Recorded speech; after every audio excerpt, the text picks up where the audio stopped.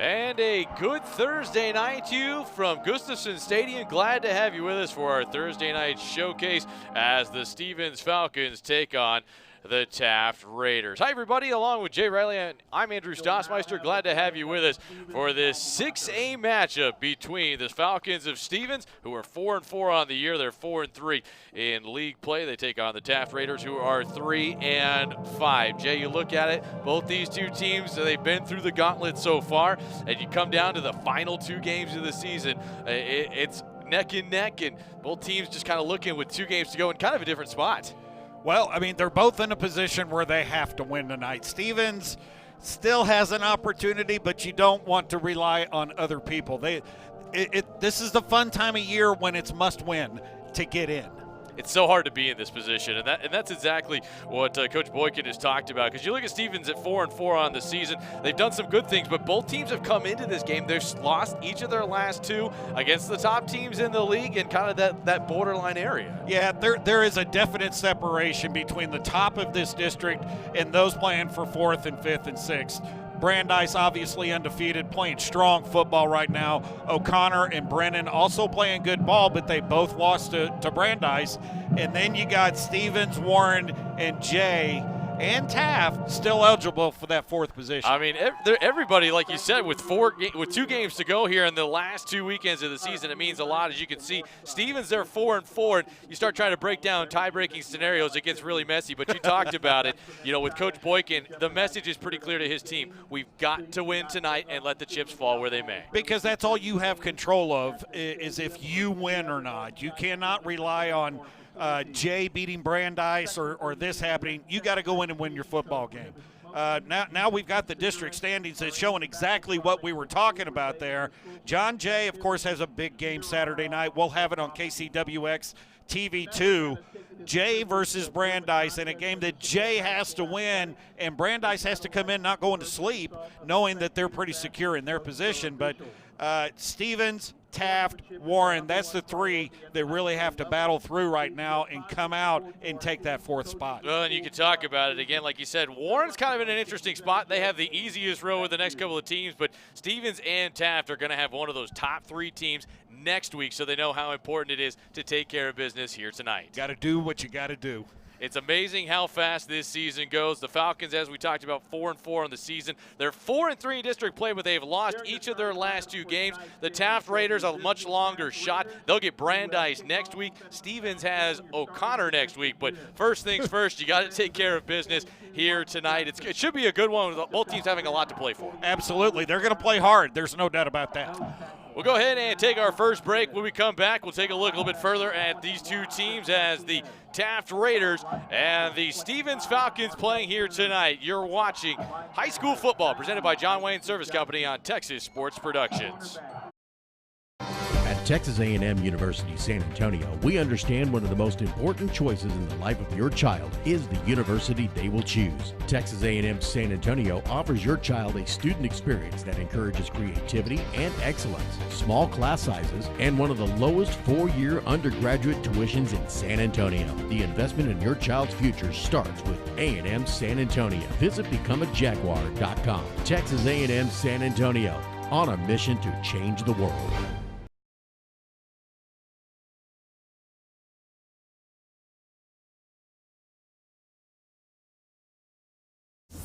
Reputation, it defines us. How we treat the customer contributes to our reputation.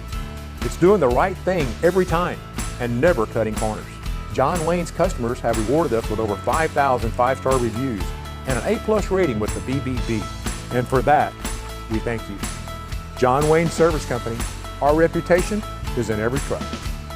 Right now, AC and heating equipment is 50% off. So now is the best time to call John Wayne.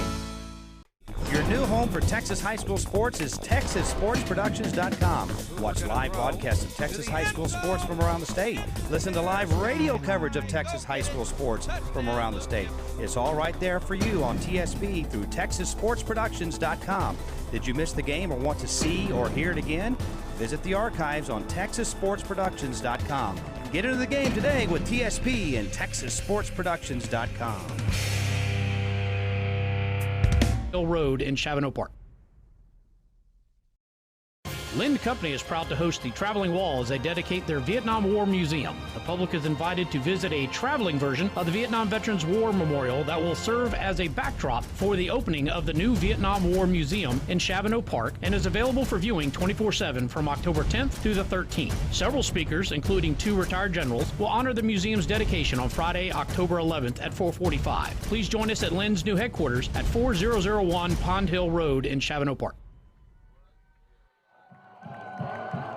There you see the Stevens Falcons making their way onto the field as they get a chance to take on the Taft Raiders in this District 28 meeting between these two schools in the North Side District. Second to last game to go. Week 10 is already here. It's hard to believe that's already the case, Jay Riley. You look at these two teams as we talk about our keys to victory presented tonight by KaligAutoGroup.com. Yeah, KaligAutoGroup.com. They've been so good to us. We really appreciate them. But the keys to victory tonight, I'm talking about for Stevens. They know what's at stake, and they got to focus on the now. They're in a must-win situation.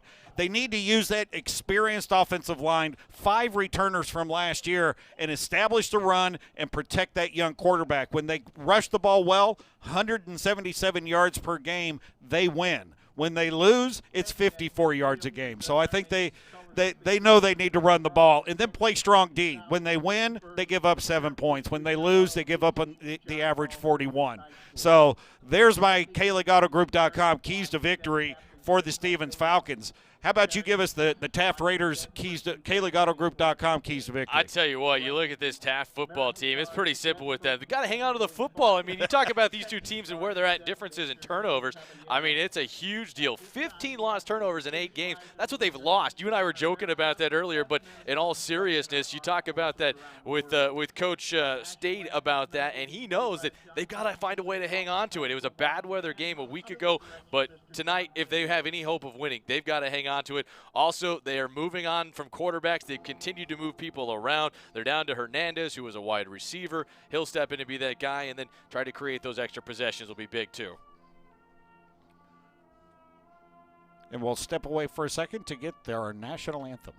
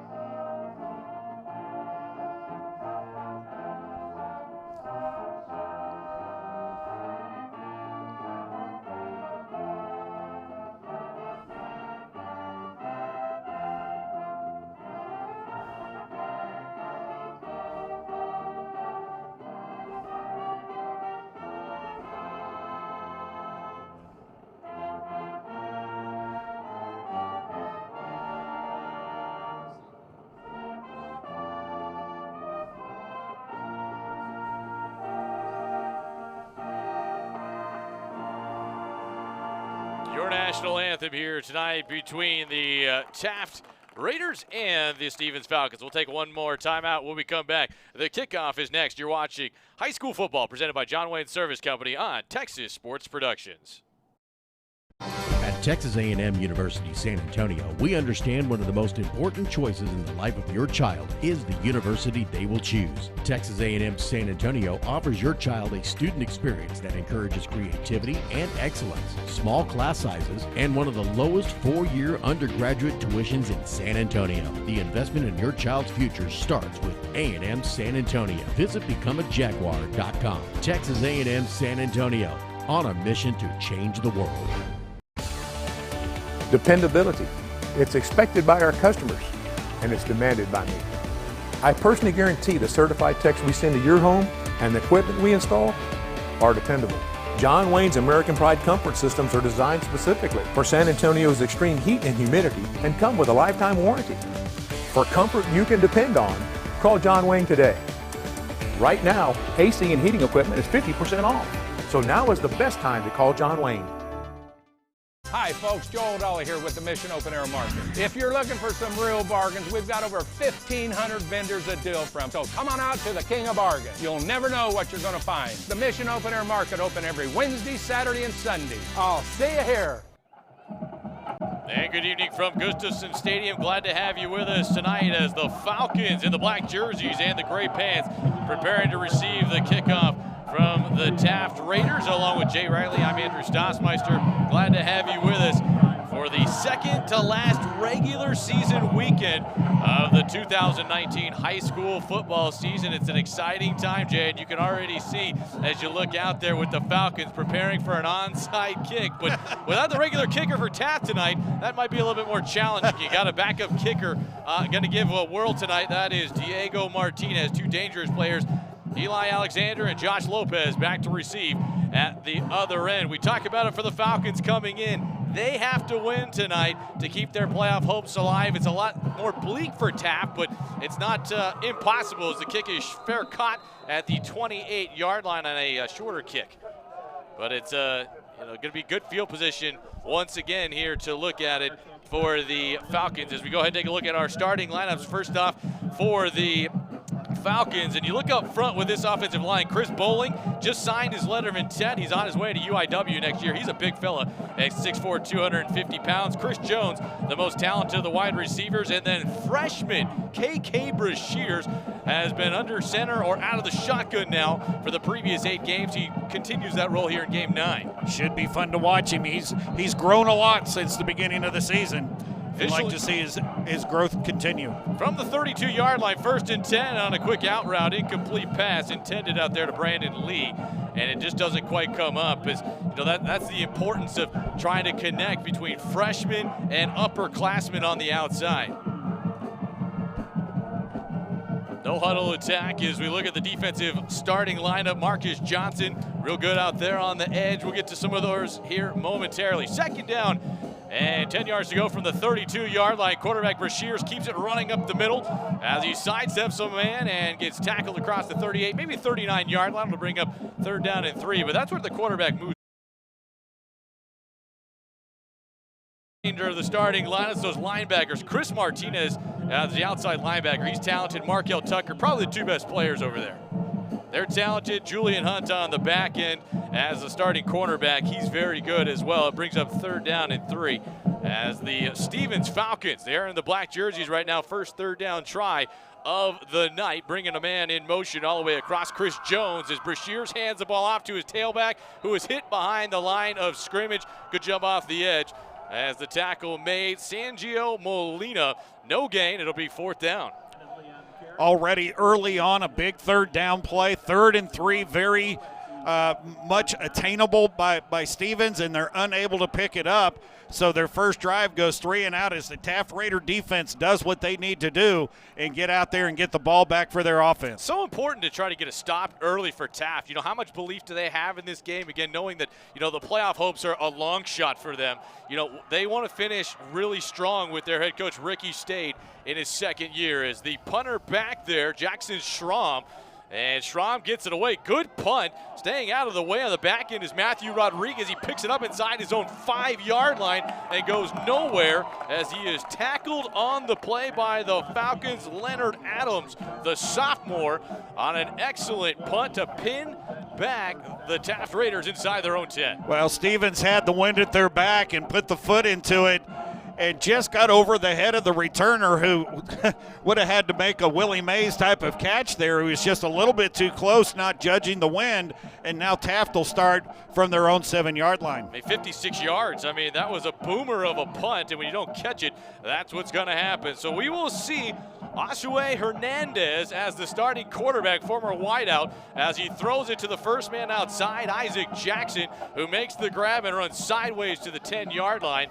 for 3, maybe 4 yards. As we go ahead and take a look at the starting lineup for the Raiders. John Jackson, very talented. Thomas Guzman, another returning player up front. Caleb Krause, the best of the receivers, is the starting tight end. And then you look at the back with Hernandez at quarterback. Martinez and Martin are both returning players at the running back position. 2nd down and a long 6 from the 11-yard line. Second drive of the game with 9:50 to play as that pass over the middle is picked off on the back end by the safety. Running forward is Dre McCullough, the senior, as he gets inside the 5 before he is brought down on the play. Tackle made by Derek Delgado, but a mistake by the young quarterback that has plagued the Raiders, regardless of who's played that position all season long. Yeah, just a little too tall there, into traffic, right over the outstretched fingertips, into the arms of McCullough, who takes that down in a nice return all the way inside the 5.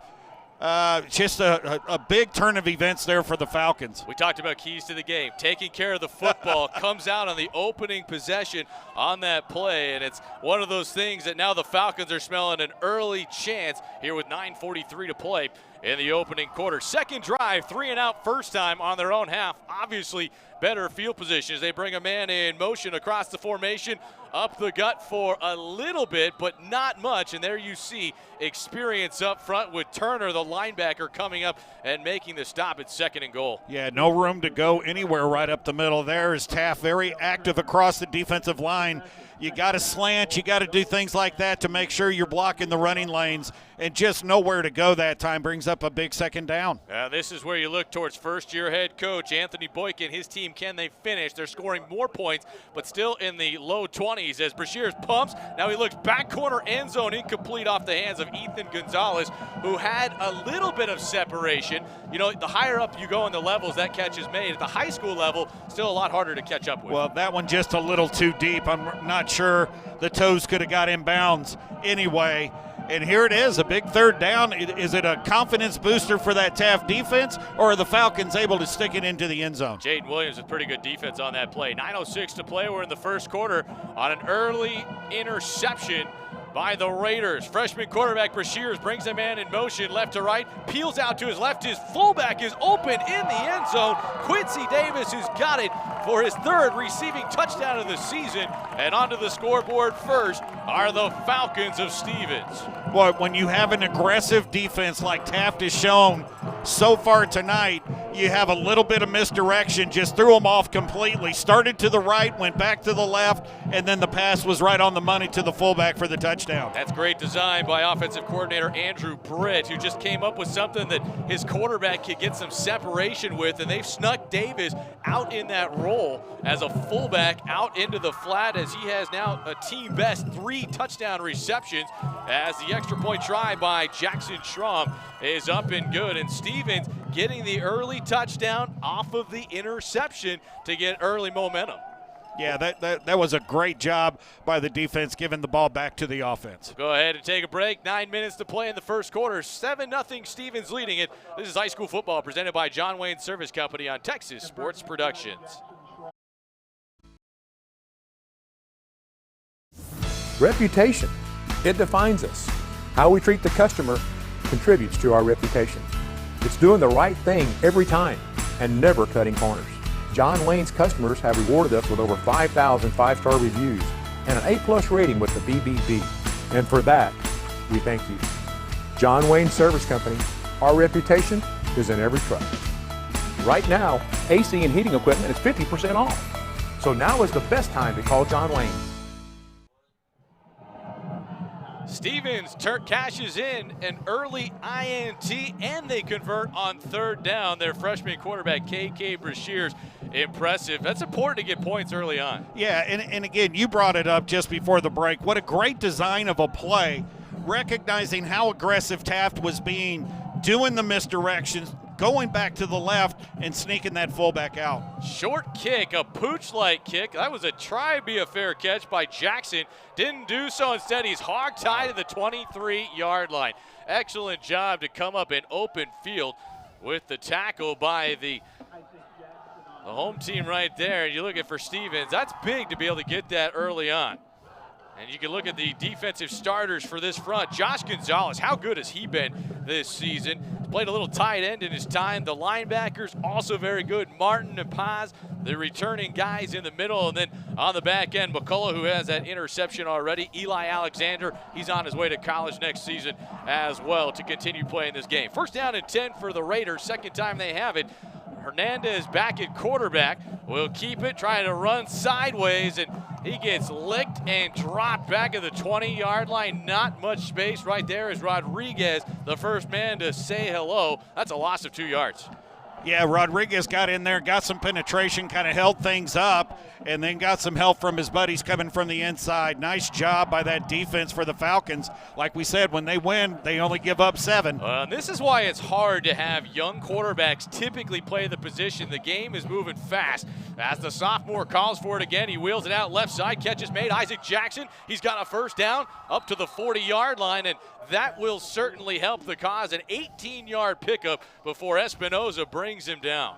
Same play as the first play of the game. You're wanting to get some confidence in your quarterback. You fling it out, a very safe, easy pass to complete, and then you want your receiver there, Jackson, to make a play, and he did. Osaway Hernandez, just his second career start. He's a former wide receiver. Third quarterback already for the Raiders as he tries to hand the ball off to Malachi Martin up the middle for a few yards. That's what you have to do, right? If you have a young quarterback, give it to guys that have run the ball between the tackles before. Yeah, if you can establish a running game, it really helps a young quarterback, either by opening up the play-action pass game so he can throw the ball, or just physically taking the passing game out of play and running that football. It's so helpful to a young quarterback. Clock at 7:46 here in this opening quarter. 7-0 Stevens on points off of a turnover as Hernandez, the quarterback with a back behind it, he fakes it. Rolling out, looking downfield, chased and sacked on the play. Von Martin is in the backfield for his 6th sack of the season. That leads the group. That's a loss of 5, and it'll bring up 3rd and long. What tremendous closing speed on that play by Martin. It looked like there was room to the outside, and here comes Martin like he was shot out of a rifle or something, and jumps up there, grabs the legs, and a big loss of about 4 or 5 yards. Yeah, that one comes as a problem. Again, that's where the game speed's catching up to you. Talented linebacker, 3-year starter out there, and Devon Martin. 3rd and long as this one's wheeled out. Catch is made in the flat by Martin, but not much space for him to grab. In fact, he will lose a couple yards, a loss of 3. There's that team speed. Alex Garcia, the nose tackle, in the middle of that stop. And again, it looks to be another 3 and out and a problem here for this Taft Raider offense. Yeah, Martin there again. I just wonder how many times we're going to call that name tonight as Martin playing from the middle. Really no faking him at all as Mackay? Is that how we're going to pronounce Mackay? Yeah. Martin slid out there, caught the pass. A tremendous amount of pressure coming on the quarterback as he had to just sling that out there and get what he could. Caleb Krause to punt, not the regular guy, as he gets away a shorter kick, and it's knuckling the wrong direction in his book. I mean, that's a kick of 18 yards or a few more than that, maybe. 19 on the kick, no return, but excellent field position. As we talk about it again in our keys, for Taft, can they come out fast? They got a 3-and-out stop really quickly, but turned the ball over, and now they're losing the field position battle. Starting to see the Falcons come up with a little bit of that poise here early. Well, you have the non-regular punter having to kick into that kind of a breeze coming out of the north. So even if, considering he didn't get all his foot into it, the wind really knocked it down. 1st and 10 from the 48-yard line. Sweeping play to the right, but nowhere to go. Great job by Marcus Johnson, the defensive end, to get in the backfield and pick up a tackle for loss. And, that's one of the things that I think more and more coaches are trying to do. They're trying to get wide, but if they're a bit timid on that first step, you can see defenses still seem to have that advantage. Yeah, linebackers shooting gaps there don't help much either. It might make you hesitate too. I know it would me to see big old number 42 coming through there. Marcus Johnson comes through and just makes a great play and drops him for about a 5-yard loss. 7-0 Stevens, they lead it. Scored on a touchdown on 3rd down inside the 5-yard line. Shotgun to the freshman Brashears. 2nd and long, he steps up. He likes to slide past people, but runs into his own man and trips. That technically will go down as a sack. You can give Chris Sanchez credit as the closest man there, but he was running into a guy, and that's Brashears, kind of trying to step up in the pocket, maybe do a little too much. Well, that's his game. He's going to make something out of nothing, and he hit his 5-step drop, saw there was no receiver open downfield, and the middle opened up for him, so he takes off running. made one cut too many and cut right into his own man. Falcons trying to find a way to win their 5th league game, try to qualify for the postseason in 4 years here tonight. 3rd and long, 1 for 2 on the evening as Bashir steps up, scrambles to his right. Now he tucks it upfield, across midfield, but he can't escape the paws of the defensive end, Marcus Johnson again. He does make a positive gain of 9 yards and brings up 4th down and potentially a little bit more interesting. Yeah, Marcus Johnson again making another great play there. I referred to him as a linebacker a minute ago because it looked like he was so quickly into the backfield that he shot a gap as a linebacker, but he's a defensive end and made a great play there, peeling back off his blocker and hunting down Brashear and bringing him down, forcing a punt. Second time as Jackson Schramm ripped off a 56-yarder his last time. It's a lower snap, but gets it away. Schramm, one of the better kickers in the division, but this time it's caught and with some room to run. Watch out, Matthew Rodriguez, as he scampers up to the 28-yard line before he's tackled. Return of 8 yards on that play, but a punt only of 28 yards. And, that time couldn't get a lot with that, with the wind seeming to die down right before that. Well, much better job this time fielding that punt instead of letting it go over his head, and able to give Taft a lot better field position than the first possession where they started very deep, I think at their 7-yard line, now starting at the 27. The Raiders, as we talked about, 3 wins on the year. They are in league play, but they've got a tough hill to climb. They're not out of the playoff picture, but they'd have to win tonight and then take on the top seed Brandeis next week as their sophomore quarterback throws it out to Jackson. That's been the positive play so far, as the tackle made by Josh Lopez, who's playing more defense tonight than he is normally on offense, but that little 5-6 yard out is looked to be successful for Hernandez. Isaac Jackson, obviously the favorite target so far tonight. That should be his 3rd catch. Third catch indeed. Clock inside of 3:24, 7-0 Stevens. As Hernandez calls for it, he hands the ball off. And that front line, so talented, as Devon Martin, the linebacker, cleaned up the finish out there on the end by Aiden Espinoza, who was stunting through on the right side. Only a gain of 2. It brings up 3rd and 3.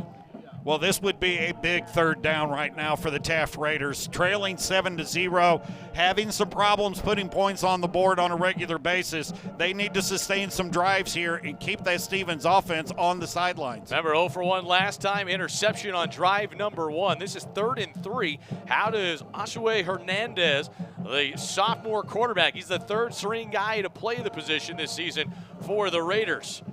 3-man pressure, hand the ball off to his veteran, and that's a good way to do it for a 1st down. That time to Martinez, who breaks the wave into the 3rd level and gets all the way down to the Stevens 41-yard line. Wow, what a job by the offensive line of opening up a hole to just absolutely, you could have driven a Mack truck through it as Diego Martinez took that ball on a big run all the way down to the 40. Just a great job by the offensive line. 23 yards and a 1st down as Hernandez going quickly, pumps it out to his right. He's got Jackson, but he forgot to get the football as he looked upfield to see who was in front of him, which was Leonard Adams. Incomplete pass. Boy, you hit the nail on the head. Jackson was looking upfield before he had the ball secured. You can't run with it if he ain't got it. So trying to do too much. Like you brought it up earlier, Taft may be playing a little tight right now, knowing that they've got to win this football game. Well, and Ricky Stade, the 2nd-year head coach, he knows how to win. He's won at all of his stops, but, he's really looked to that offense to see what they can do, but it's the defense that's been so good right here. It's the defense with Meja, who is right in there on the sack. That is his 4th of the season, and that'll put the ball behind the line of the chains and bring up 3rd down and 16. Yeah, 1 step forward, 3 steps back, it seems, for the Taft Raiders. A big gain on the running play on the 3rd down. They're going to get 5 yards back. They got a free play. Hernandez sideline right, looking for his tight end, Caleb Krause, incomplete. But as you mentioned, that should be a free play. Good job at this level. You don't see a lot of guys get that off quickly and have their center, Tommy Guzman, be able to make that snap to the quarterback to have a chance. Yeah, Hernandez did a great job. The young guy recognizing he's got a free play and just chunking it down the field. You have the opportunity for a completion or possibly even a pass interference that'll get you even further down the field. So great recognition by Hernandez to let that fly, knowing that he had the Falcons offsides. Thomas Eckhoff, the referee tonight, letting us know that it was offsides defensively. I believe Meha, who made that sack on the last time, got called for that. The penalty moves the football back to the 41-yard line of the Falcons. Stevens scored early on the second drive following an interception. Oshaway Hernandez on 3rd and 11 sent a man in motion, Martinez, as they try to run a wide receiver screen left, too high of Isaac Jackson. Pressure coming off the edge, though, quickly. Espinoza and Martin were both in the backfield, and they got to the sophomore quarterback quicker than he expected. Yeah, quick pressure, really, especially for a young quarterback, to get quick pressure in, make him make a decision. In that time, just kind of flustered him, threw the ball over the head of the receiver. Coach Stade decides that he's going to play the field position game here and punt the ball away. Yeah, try to get it at least flipped around, try to get the wind at his back that was going. It's a much cooler night than it has been. You know, a week ago, though, when the Raiders were playing, they were in a downpour in the second half. They didn't score any points, had 2 turnovers. Just this time, not much room back there for Ibarra as he gets away from it. He'll turn up, and rather Alexander, as that ball is down right at the 2-yard line. You talk about playing field position, that helps on a 39-yard punt. Yeah, that was an excellent job by the entire special teams unit to not only the kick, and they got the nice roll out of it, but the team to get down there, get themselves between the ball and the goal line and down that ball at the 1 and giving Stevens a very long field in front of them. Yeah, 4th time that the Stevens Falcons will gather it in. Brashear's made a couple of good plays here early on, but they've shown the ability to at least move it, but their points coming off of a turnover from the shadow of his own goalpost, looking at 98 yards is KK Brashear's for 1st down and 10. He can throw it, big arm, quick slant over the middle of the 10-yard line. That's a good way to start with that and see what you can make happen. Chris Jones has the catch for 9 yards, just about up to the 10, maybe let's call it right at the almost 11-yard line, but that's a good pass. That's 1-and-1 out there on the edge with Moore, and that time Jones, the veteran receiver, helps him out. Look at that, trying to show a little swinging gate action almost inside the 10-yard line. Now they motion it back with Brashear's clock under a minute in this first quarter. His team by 7 as he sends his tailback Brandon Lee in motion. He fakes it and runs right into the waiting arms of Marcus Jackson, or beg your pardon, Luis Miranda, who makes the stop. That's a loss of 3, and it'll bring up 3rd down. Yeah, that play was showing nothing. You might want to take that play and put it in the back of the playbook there. Great job by Miranda getting early penetration again and making a tackle, and another 3rd down opportunity for Stevens. They haven't been very good on 3rd down so far. Yeah, just 1 for 3 tonight. The conversion's a touchdown. That's the good news. 3rd down and a long 3, short 4 as Brashears brings the man in motion. He keeps it himself, scampers left up to the 11, and he should have a 1st down to the 12-yard line. Good job up there in the secondary. In the meantime, Chris Martinez, though, from the outside linebacker spot, makes the tackle on what might be the final play of the quarter, but that's the show right there, the freshman quarterback, KK Brashears. As that will end quarter number 1. Stevens converts an interception. They take it in for 6 points. Quarter number 2 on the other side. You're watching high school football presented by John Wayne Service Company on Texas Sports Productions. Your new home for Texas high school sports is TexasSportsProductions.com. Watch live broadcasts of Texas high school sports from around the state. Listen to live radio coverage of Texas high school sports from around the state. It's all right there for you on TSP through TexasSportsProductions.com. Did you miss the game or want to see or hear it again? Visit the archives on TexasSportsProductions.com. Get into the game today with TSP and TexasSportsProductions.com.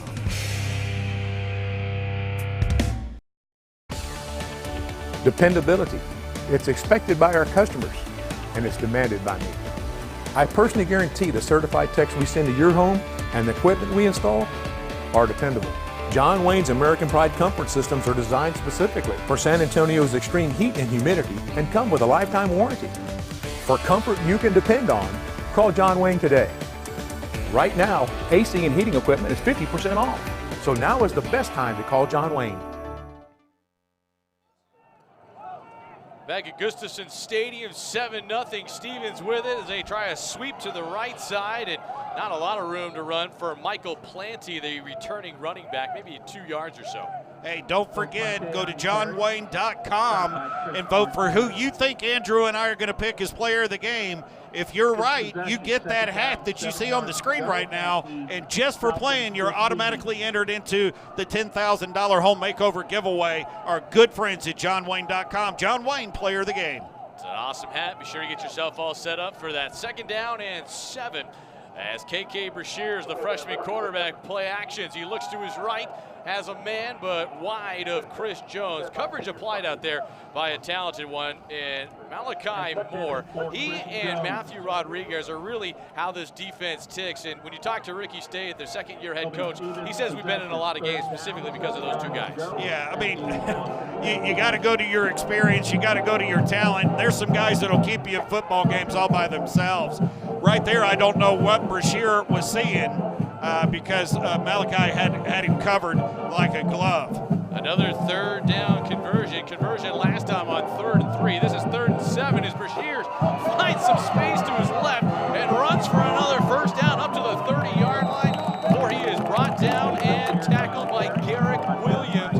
What a job by the freshman quarterback. Looked dead in the water, stepped up in the pocket, and slid to his left for a 1st down. Yeah, all night Taft had been in their rushing lanes and done a great job of containing Brashear, but that time he found an opening and sprung for a big one. That's a big play indeed. 18 yards and a 1st down up to the 30-yard line. Brashear's showing why he earned the job in August, and he stayed out there as Chris Jones on a bubble screen left runs up to the 32, maybe the 33-yard line before Rodriguez takes him to the sidelines for a gain of 4 yards. It'll bring up 2nd and 5, just underway here in this 2nd quarter. An early interception, and then from inside the 5, a conversion on 3rd down to get the Falcons onto the board first. They need this one, plain and simple, to try to have an opportunity to make postseason. A win doesn't guarantee anything, but certainly will increase the chances a lot as Brashears pumps left. Now he throws it down the field. Look out, that's picked off. Julian Hunt's got it.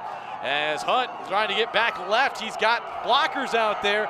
Julian Hunt looking for a house call, 36 yards, and we are an extra point away from the tie as the freshman quarterback makes a mistake, throwing a dump pass to the left. And it's 7-6, poorest points of the game for the Taft Raiders. Yeah, Brashears, we saw on the play before, kind of throw a dangerous pass, and that time he just threw that right where Julian Hunt was hunting for the football. I don't, how cliche of me. That was good. I thought you did it perfectly. It's absolutely the case. But you talk about the quarterback. You have to see that throw. That's one of those throws that's very easy to make, but you have to see it. And now you have to look at Taft, who just showed a go-for-2 scenario, back it away, and bring their kicker Diego Martinez, who's not the regular guy.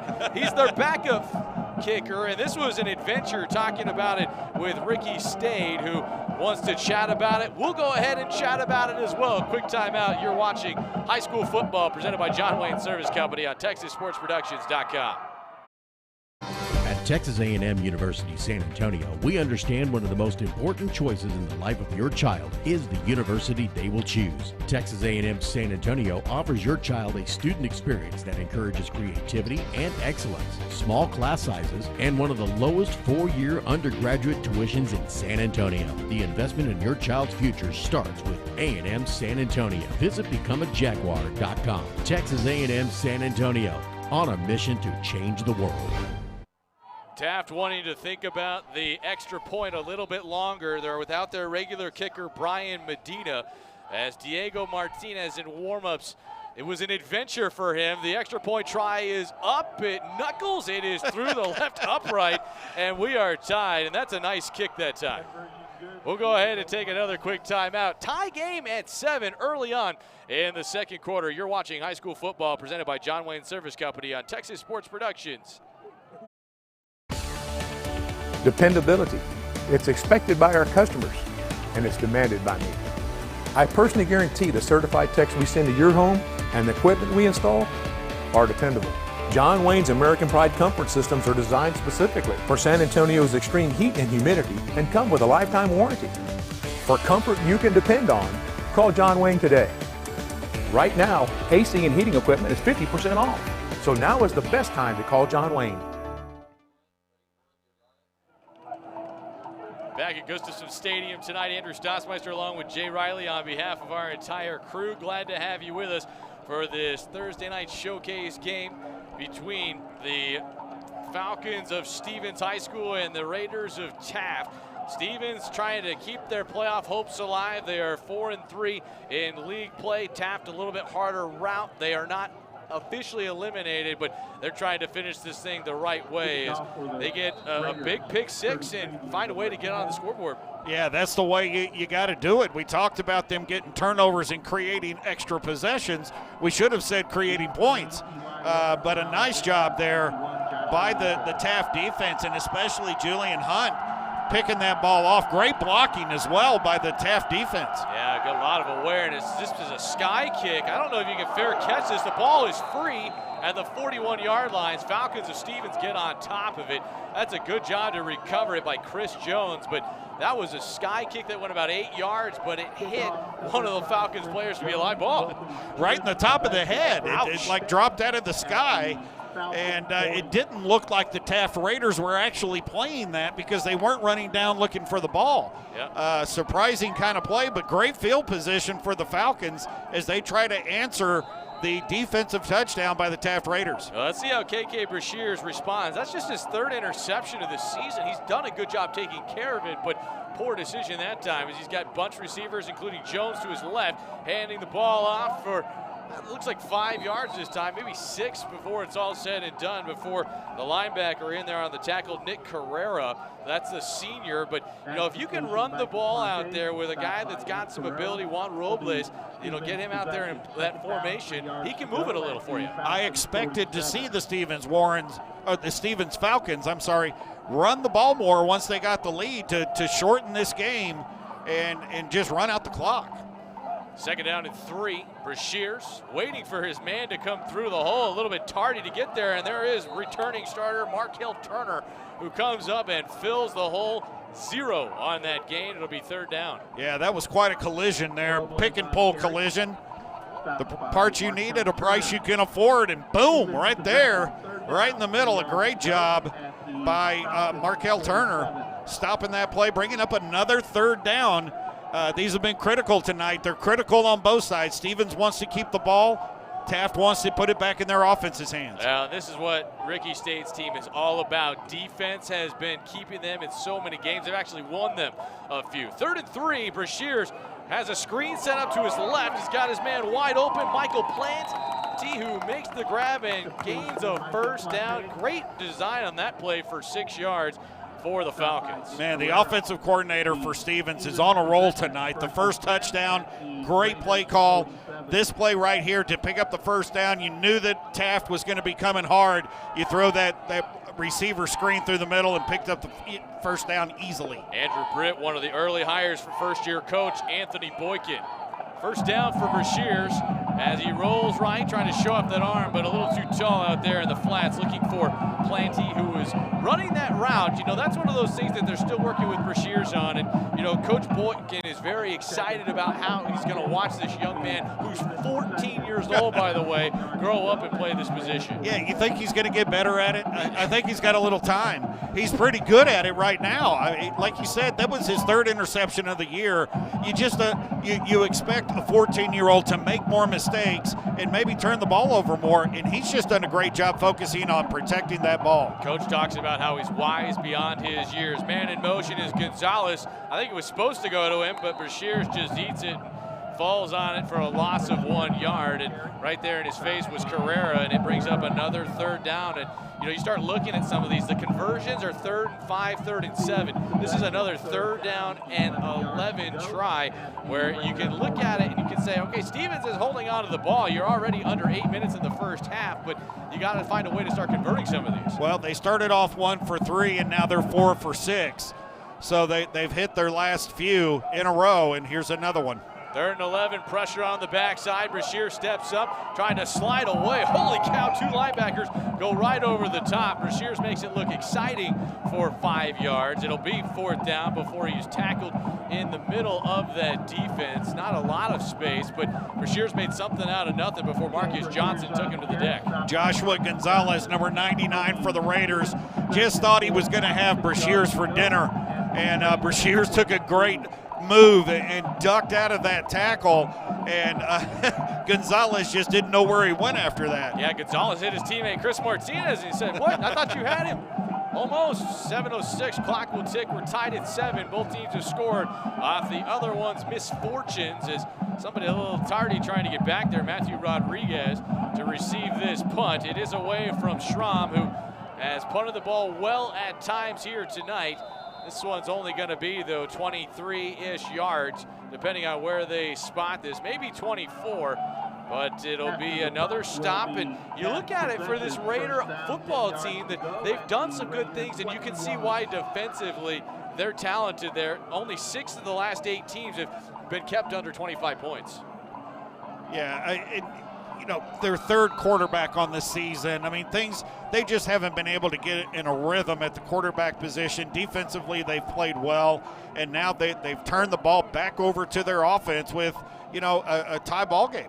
Raiders lost a tough one last week against John Jay. As this time, Oshwe Hernandez forward for a couple, but that front 3 is getting a lot of push. Meja is once again in the backfield. It's a gain officially of a yard, but there's 3 guys rushing, 5 guys trying to block him, struggling. Yeah, it's just not working out. Great job by the defensive line. That 3 linebackers, and these days most people are adding that extra safety that is more of a linebacker type size, but faster than your average linebacker, maybe the early 2000s. Just changed the game a lot. As Hernandez taking his time, 9 seconds on the play clock. He's got 3 receivers to his right, including Martinez. Catch is made out there in the flat by Martin. He makes a man miss up to the 30-yard line, and he'll have a 1st down before he's pulled down at the 35-yard line. Pick up a 14 yards on the play before the tackle is made by Dre McCullough. Another nice design you see on the replay here. Receivers blocking downfield. Great job there by Martin, running off of those blocks, letting his blockers make the block, and then taking his direction from there. Picks up a 1st down. That's as the offensive coordinator Robert Gomez would say, get skinny. Get skinny and slide right by the defenses. That play works for a couple, little middle run for McKay Martin, who didn't get much, but that's where you kind of just keep the defense honest for 4 yards. Absolutely, and there's nothing wrong. That's right on schedule, a little over 3 yards. Hernandez going with tempo, same play. This time it's only a yard, and this time met in the middle. Gonzalez, the defensive end, Garcia, the nose guard. Both guys right there not fooled. They just able to hang on a little bit better and bring him to the deck. Looks like Taft is trying to get a little physical here and trying to play just hard-nosed, run the ball in cloud of dust. But here's a big 3rd and 5 right here. They've got to get to the 45 for a 1st down. Raiders averaging just 20 points a game offensively. We talked about their turnover miscues. They've given it up 1 time here tonight as Merrill, the man in tight motion to the left.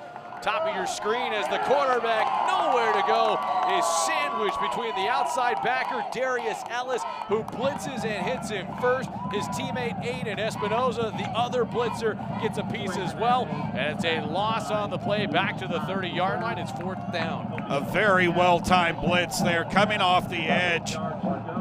Darius Ellis, and I didn't get the number for the guy on the other side, but they met at the quarterback.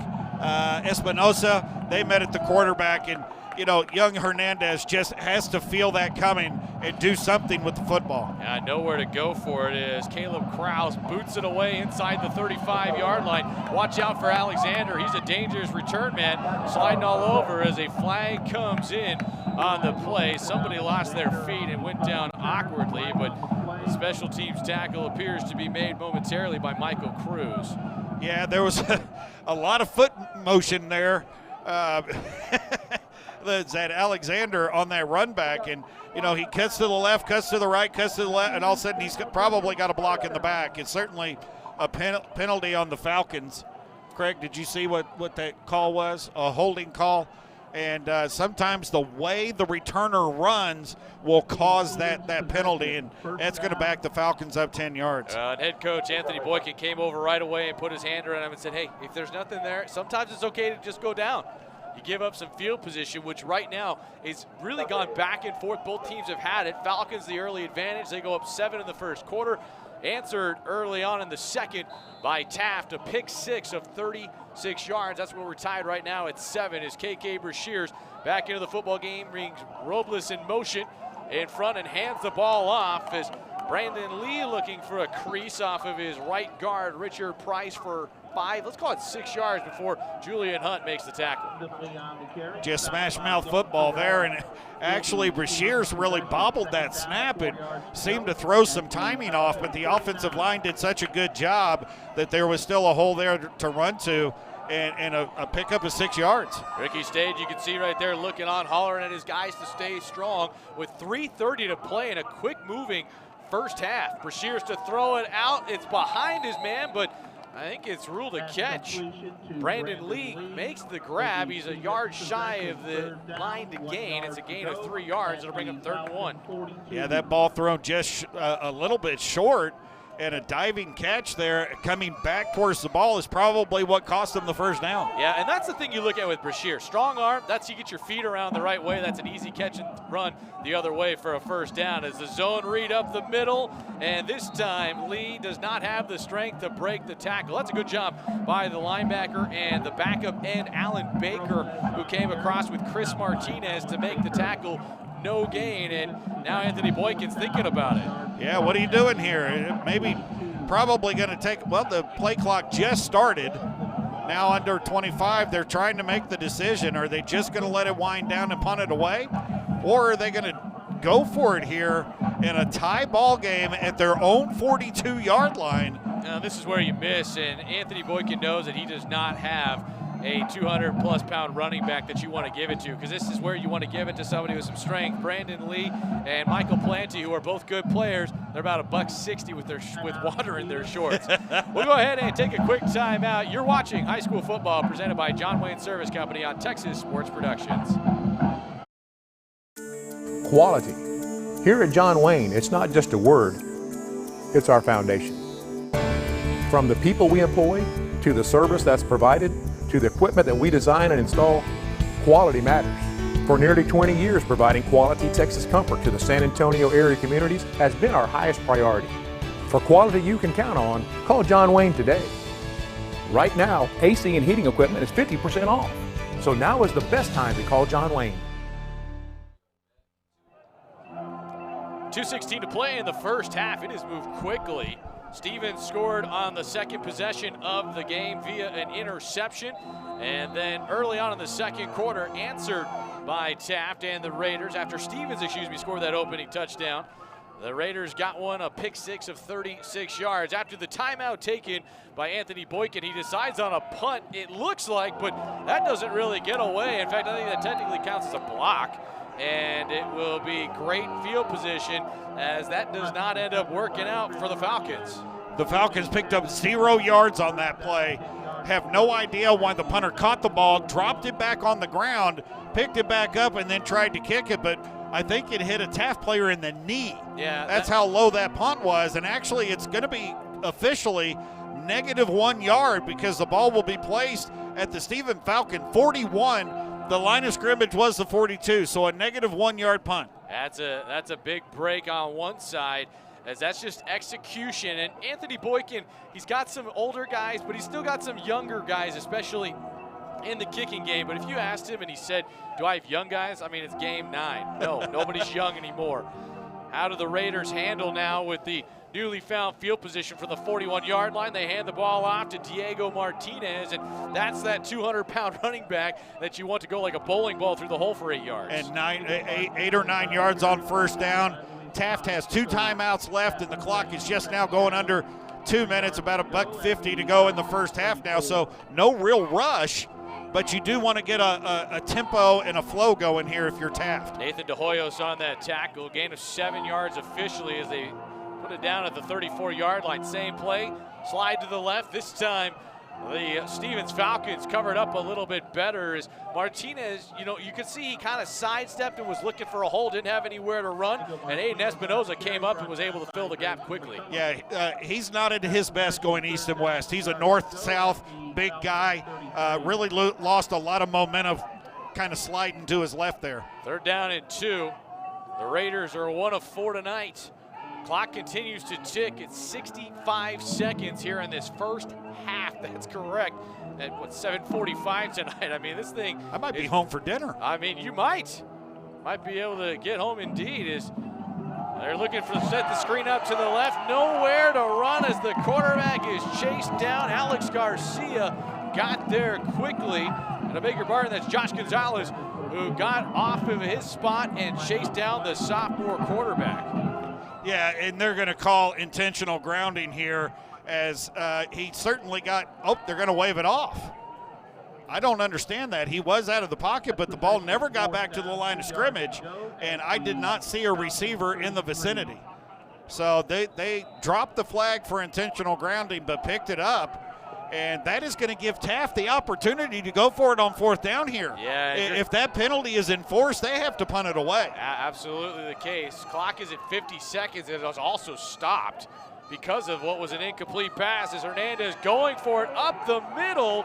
Does not get it. Stuffed off the edge as Dre McCullough came flying through, got help up front from Mejia, the junior, and you can see it, nowhere to go for the quarterback. Look at that form tackle as they're trying to fight forward and use their legs to get the first down, and McCullough comes in, just lifts that leg off the ground and drives the quarterback into the ground, and just a perfect tackle there by McCullough, and the Taft Raiders will turn it over on downs with 44 seconds left in the first half. As you can see, Coach Stade couldn't believe it, didn't like his guys getting off as they got beat on the line of scrimmage. So KK Brashears, with a little time and 2 timeouts, starts with a wide receiver screen to Chris Jones up to the 40-yard line for a gain of 6. Again, 2 timeouts at the disposal, not used right now by Anthony Boykin.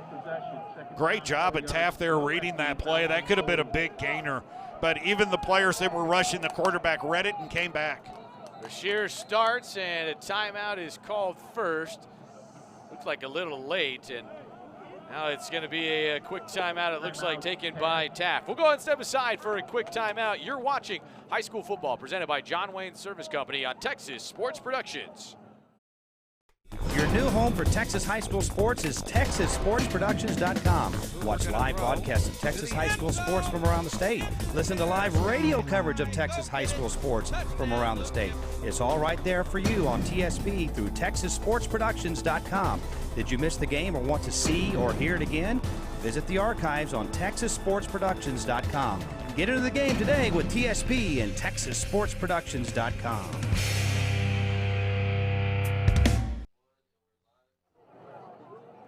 8 seconds go off the clock before the timeout is taken by the Stevens Falcons. Tie game at 7. Both teams scoring with defensive help largely aiding it. Pick 6 for the Raiders of Taft in the white jerseys and red pants. The Falcons got a pick that took it to the 5-yard line. They capped it down 3 plays later. Here's Brashears to throw on 2nd down. Had a 2-man pattern working in the right flats outside the numbers, but that time just couldn't quite come up with it. As you see, trotting back to the huddle is Michael Planty, who ran the route well. Brashears, that's a timing throw that, it's harder for a lot of guys to make that, let alone a first-year quarterback. Yeah, and there was good coverage. Still 3 white jerseys over there in coverage. Brashear has thrown a couple passes tonight that he'll see on tape that he might not should have thrown. This is 3rd down and 4 yards to go as Brashears hands the ball off up the middle. Look out, there's a crease to run across the midfield by Quincy Davis, who hauled in the touchdown grab. There's 8 seconds left, 1 timeout left, and Coach Boykin is running as fast as he can to get down there. And now you can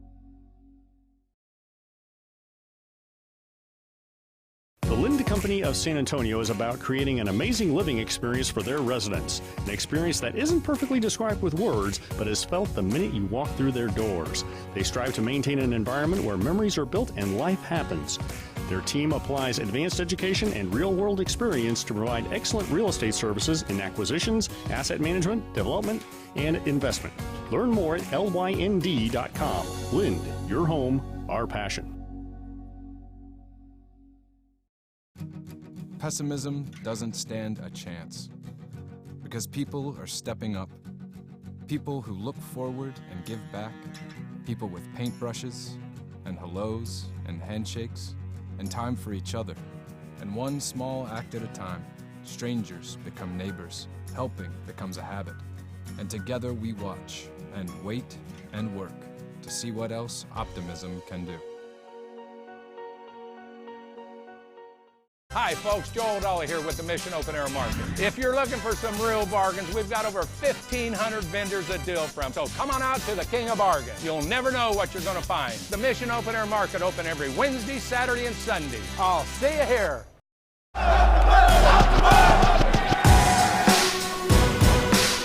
Our John Wayne Player of the Week. John Wayne, player of the week.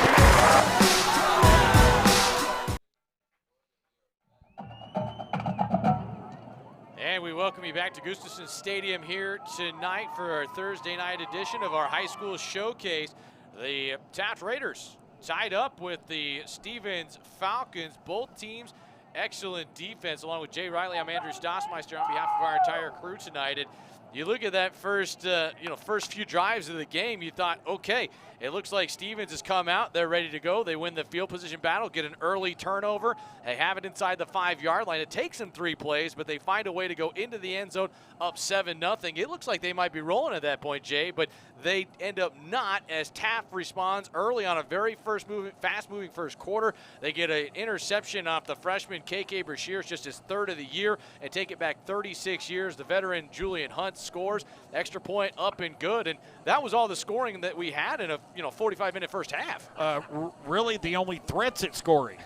This game has been played between the 30s, maybe even the 40s for most of this game, as both defenses are flexing their muscle, making plays, making stops. It's just been one of those games that the defenses came out, got some turnovers, and the Stevens turnover, I think, was huge for them because they came out, went 3 and out, boom, and it looked like the Taft defense was going to dominate the day. But then the quick turnover, run back inside the 5-yard line, and still took 3 plays to get it in the end zone. So it looks like these defenses are right now the things that are keeping this game the way it is. Both defenses playing well. Well, this is why we talk about in District 28 where there's not a lot of separation. Yes, Brandeis, yes, Brennan, yes, O'Connor. Those 3 have always been right up there. But, the next 3-4 teams, whether it's Jay, Stevens, Warren, Taft, I mean, everybody's really close. We've even seen, Clark and Marshall have been able to play with people this year. Yeah, I mean, this Taft team had a lead on O'Connor at the half, 14-10.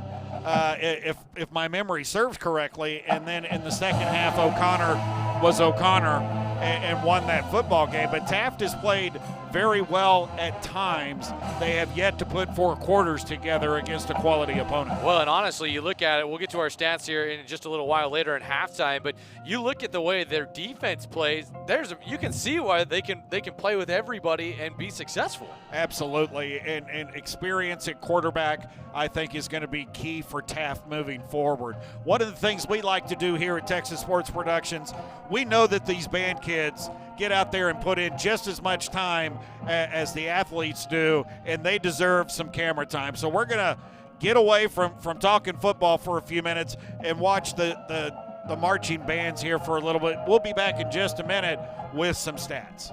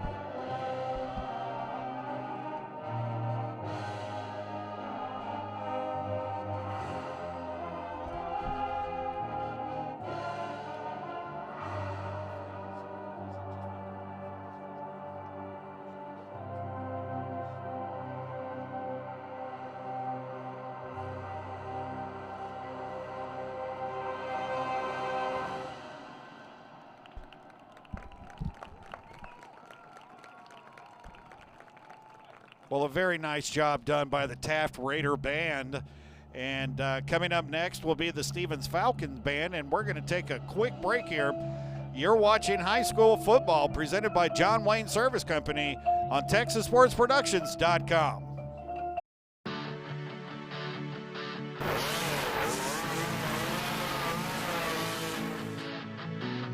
Two different products that lower the temperature in your cooling system. Great for bugs on the front of the car. You got your wax here, you got your power wax. Generators, pressure washers, lawnmowers, you name it, they got it for it. VP Racing is now offering Octanium Unleaded, which is safer for your street cars, safe for your O2 sensors, your catalytic converters, to get an increase in octane boost by pouring straight to the gas tank.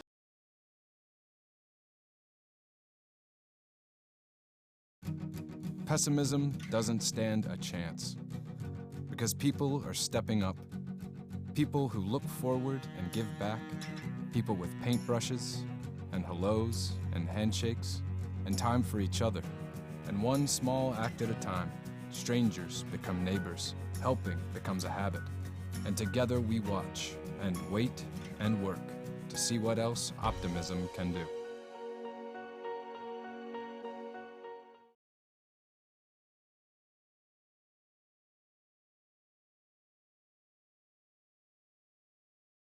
Hi folks, Joel Dolly here with the Mission Open Air Market. If you're looking for some real bargains, we've got over 1,500 vendors to deal from. So come on out to the King of Bargains. You'll never know what you're going to find. The Mission Open Air Market open every Wednesday, Saturday, and Sunday. I'll see you here. Hi, I'm Joel Dolly, and welcome to the Mission Open Air Market. You'll find acres and acres of bargains on toys, tools, clothing, and we've even got a farmer's market every Wednesday, Saturday, and Sunday. You'll never know what you're going to find, and I'll see you.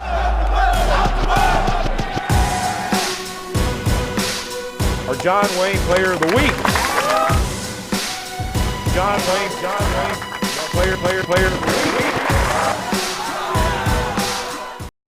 Hello, I'm Dr. Kellum with KellumConnectMD.com. How can I make you feel better today? If your goal is to make life less hectic, then KellumConnectMD.com is for you.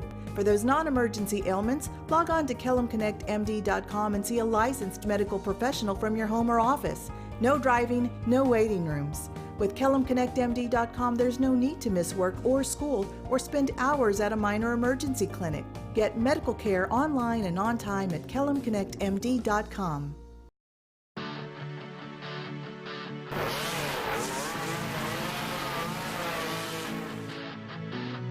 Two different products that lower the temperature in your cooling system.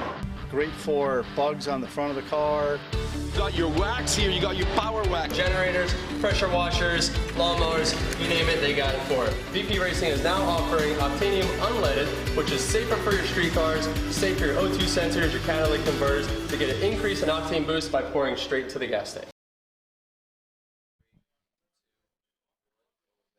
Percussion instructor is Rick Astoria. Back at halftime here at Gustafson Stadium, tied at 7 between the Falcons of Stephen High School and the Taft Raiders. Andrew Stossmeister back along with Jay Riley. Just got a chance to watch one of the bands perform. That was Taft. Now we're going to see the Falcons. But, you know, you get back and you talk about that football game. It was fast-moving the way that you could definitely see that the Falcons wanted it to be. Taft, I think, is happy to be where they're at because, really, the Falcons were moving it. They had kind of some good game flow to it in that first half, despite moving quickly. But as soon as their young quarterback threw an interception, you could tell he was a little bit more off on his next few throws, trying to get down and get points there late. Well, not only does it, you're talking about Brashears, it changes the way an offensive coordinator calls a game. Your young quarterback who's not prone, hasn't shown that he's prone to making mistakes, made a big one. And knotted the game back up with one pass, and it changes the way that an offensive coordinator will approach that. You saw they went to the running game a little bit more. When they did throw the ball, it was to the edges, very safe passes. Taft was playing a little soft in their secondary, and so it made it easier to get those passes completed, and the offensive coordinator just working to get Bashir's back confident in his arm. Yeah, and you mentioned it. I mean, the young kid made a lot of really good plays in that first half. I think 4 specific conversions that he had a hand in, whether he was running it or throwing it the one time that he did so. But, you know, at the same token, it's still trying to understand what's against you on the other side. And I think it's been really noticeable with Taft. They've really come hard off their ends with their defensive ends, and they're blitzing their linebackers, you know, almost kind of gambling to say, see if you can throw it over the top. Yeah, and they're sending blitzes from different areas, which is really confusing for a 14-year-old young quarterback. Although at this point he's played 8 football games. You said it earlier, he's not young anymore. He's not a rookie anymore. He is battle-tested. The one thing I really like about Brashear, really enjoy watching his decision-making process at 14 years old. I know I sound like Joe Buck talking about a 21-year-old baseball player, but this young man's 14 years old, and when he makes a decision, he goes with it. He's confident in what he did. Right, wrong, or indifferent, he might not have made the right decision, but he made it, and he went with it, and he lived with it. And I'm really impressed with his pocket presence and his maturity to make that decision. Well, it's so interesting watching him because you look at him in game 1, then you look at him in game 4, game 5, and now you start saying, okay, now it's game 8, game 9. Right now tonight it's game 9 with the playoffs that are on the line. How do you respond to that pressure? Yeah, absolutely. I mean, playoffs on the line. I mean, this is do or die. Let's face it. It's not a death nail for Stevens, but man, they've got the hammer in their hand, and they're about to start knocking it in. So there is pressure on a freshman quarterback to come in here and play well tonight. And I'm not going to say he's played bad. He's made the bad pass mistake. But yeah, this is, I think, my 3rd game this year, or 2nd or 3rd game of doing Stevens, and we've got to see him grow up. And it's been a lot of fun, and we're going to get to watch him for another 3 years. Why don't we take a minute? The Stevens band is out there doing the hand jive from Greece right now, and let's give them some time on camera and show what they can do.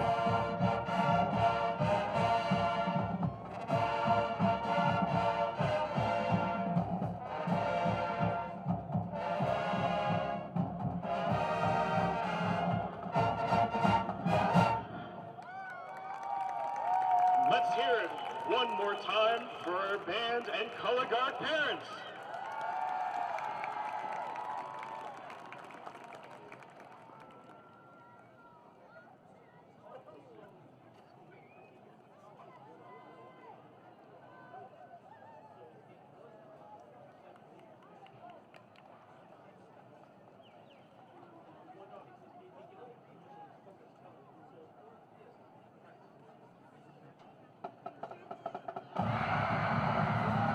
What's this? Man is transforming into something truly haunting.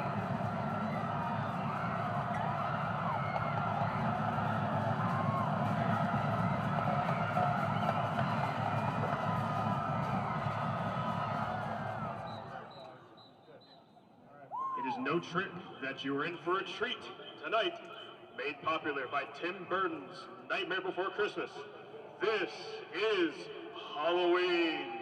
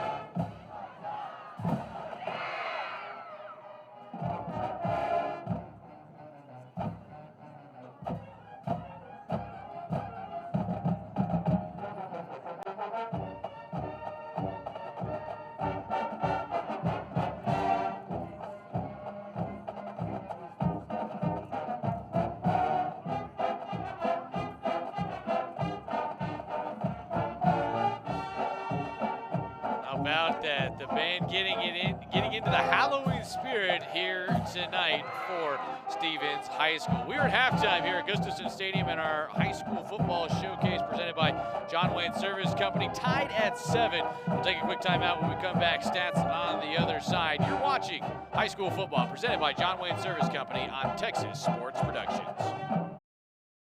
At Texas A&M University San Antonio, we understand one of the most important choices in the life of your child is the university they will choose. Texas A&M San Antonio offers your child a student experience that encourages creativity and excellence, small class sizes, and one of the lowest 4-year undergraduate tuitions in San Antonio. The investment in your child's future starts with A&M San Antonio. Visit becomeajaguar.com. Texas A&M San Antonio, on a mission to change the world.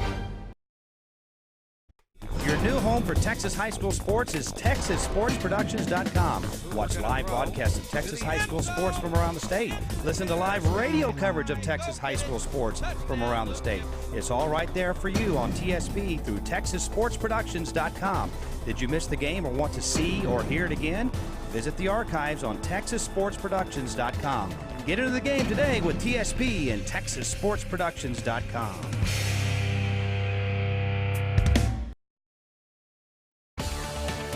Dependability. It's expected by our customers, and it's demanded by me. I personally guarantee the certified techs we send to your home and the equipment we install are dependable. John Wayne's American Pride comfort systems are designed specifically for San Antonio's extreme heat and humidity and come with a lifetime warranty.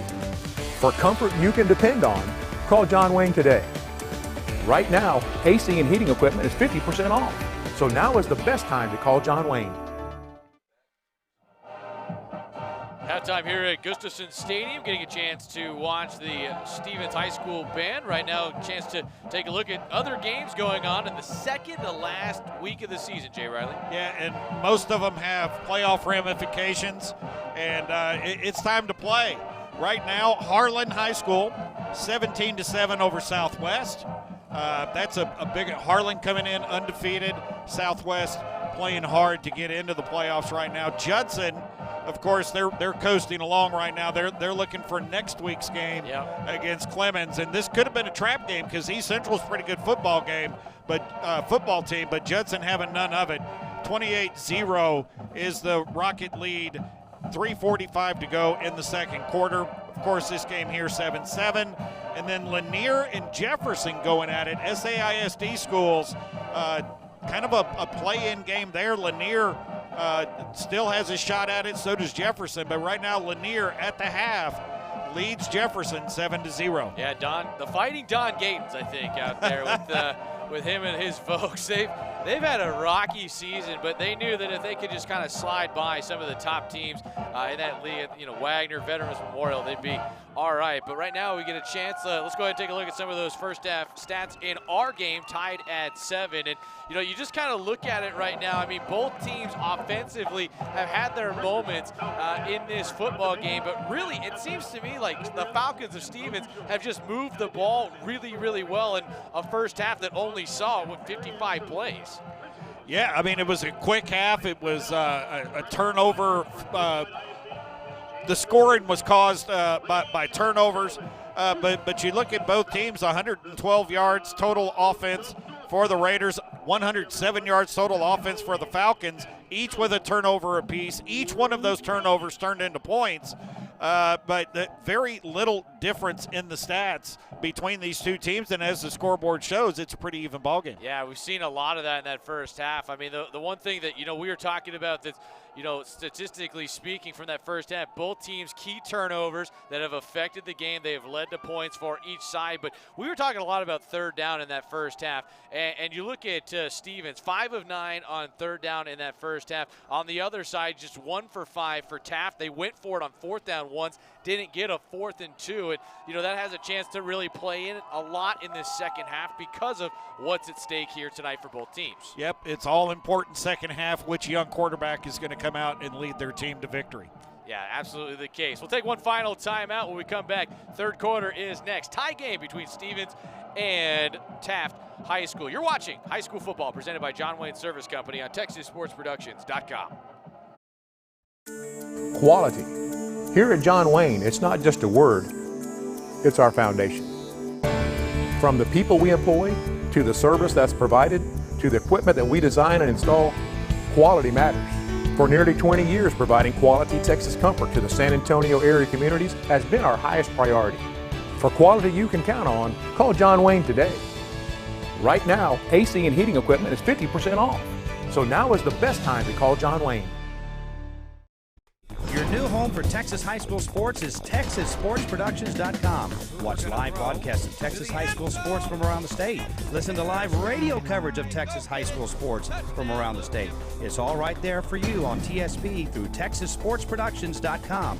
Did you miss the game or want to see or hear it again? Visit the archives on TexasSportsProductions.com. Get into the game today with TSP and TexasSportsProductions.com.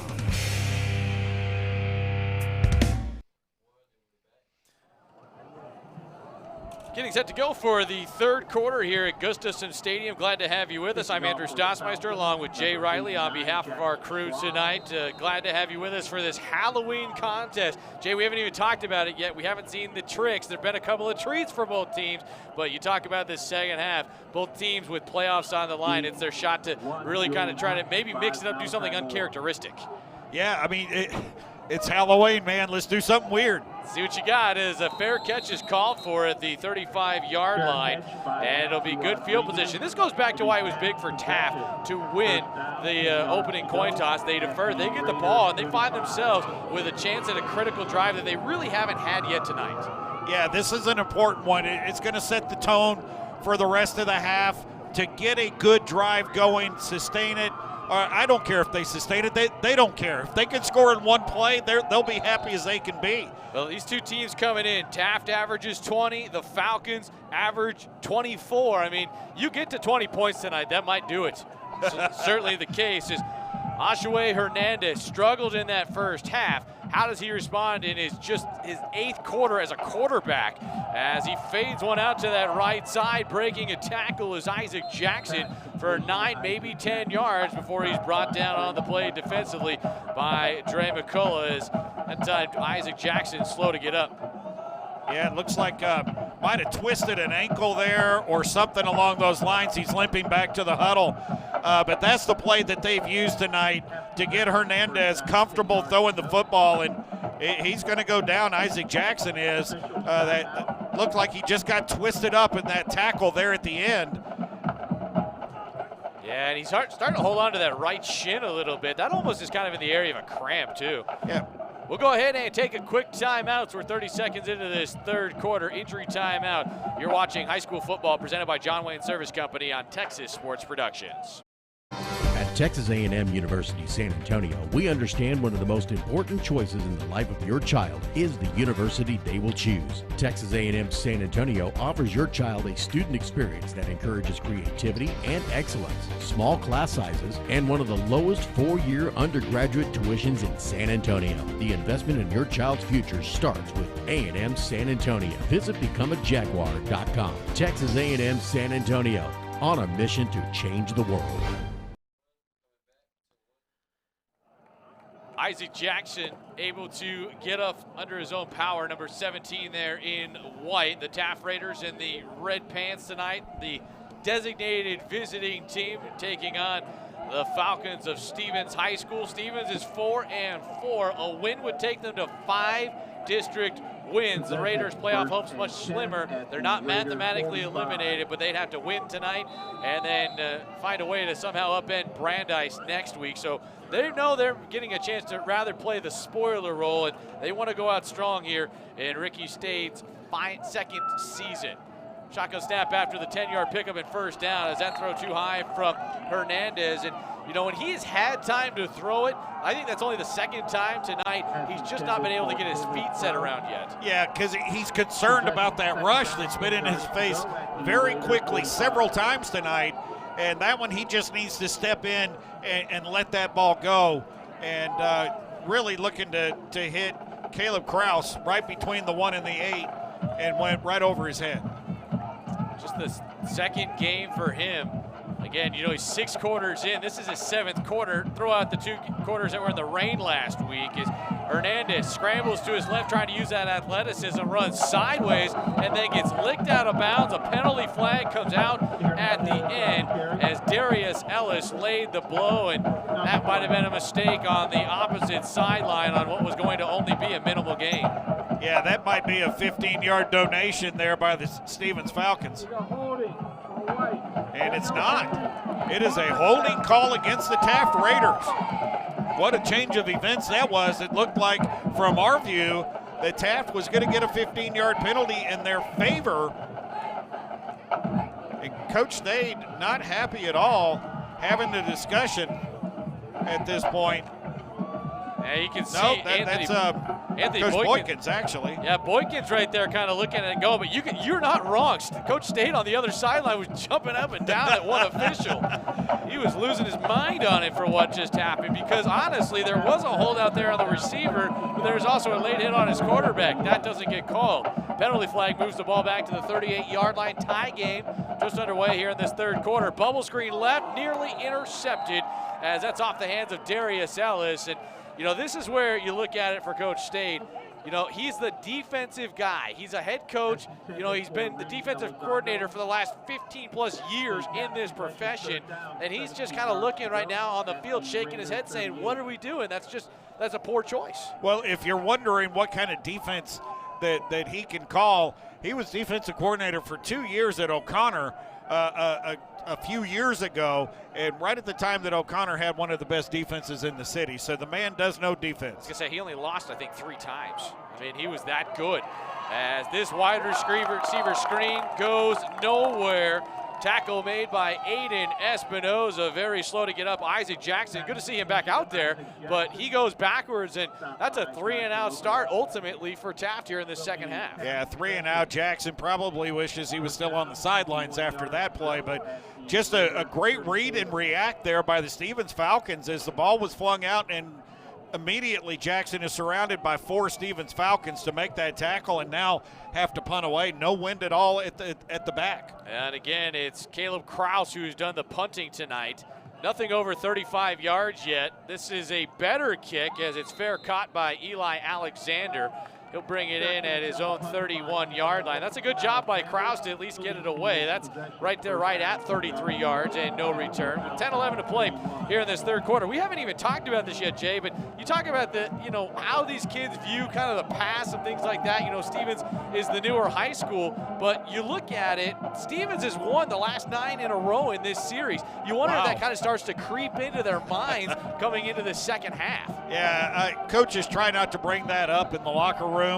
But they do let these guys know that it's time to win a ball game against the Stevens Falcons. KK Brashears to his running back, Brandon Lee, for a strong run of 7 yards. That might be the best run for Brandon in that first half. He only ran it a couple of times and picked up 15 yards.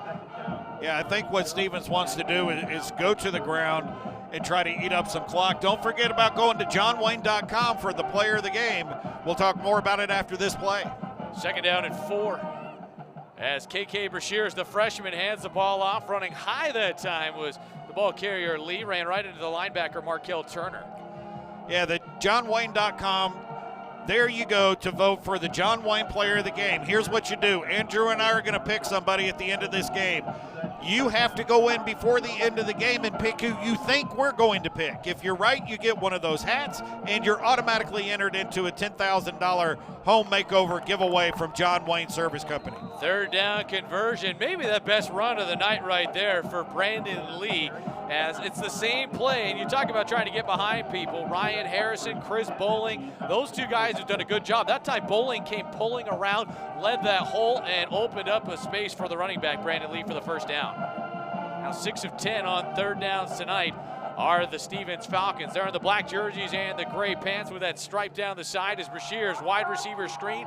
Ethan Gonzalez makes the grab, but quickly sees white jerseys in front of him and escorted out of bounds by Garrick Williams. And, you know, you look at those 3 safeties in a 3-5 defensive look for them. They have done a good job. Rodriguez, Williams, and Molina have all been in a lot tonight. Well, this defense has played fantastic tonight.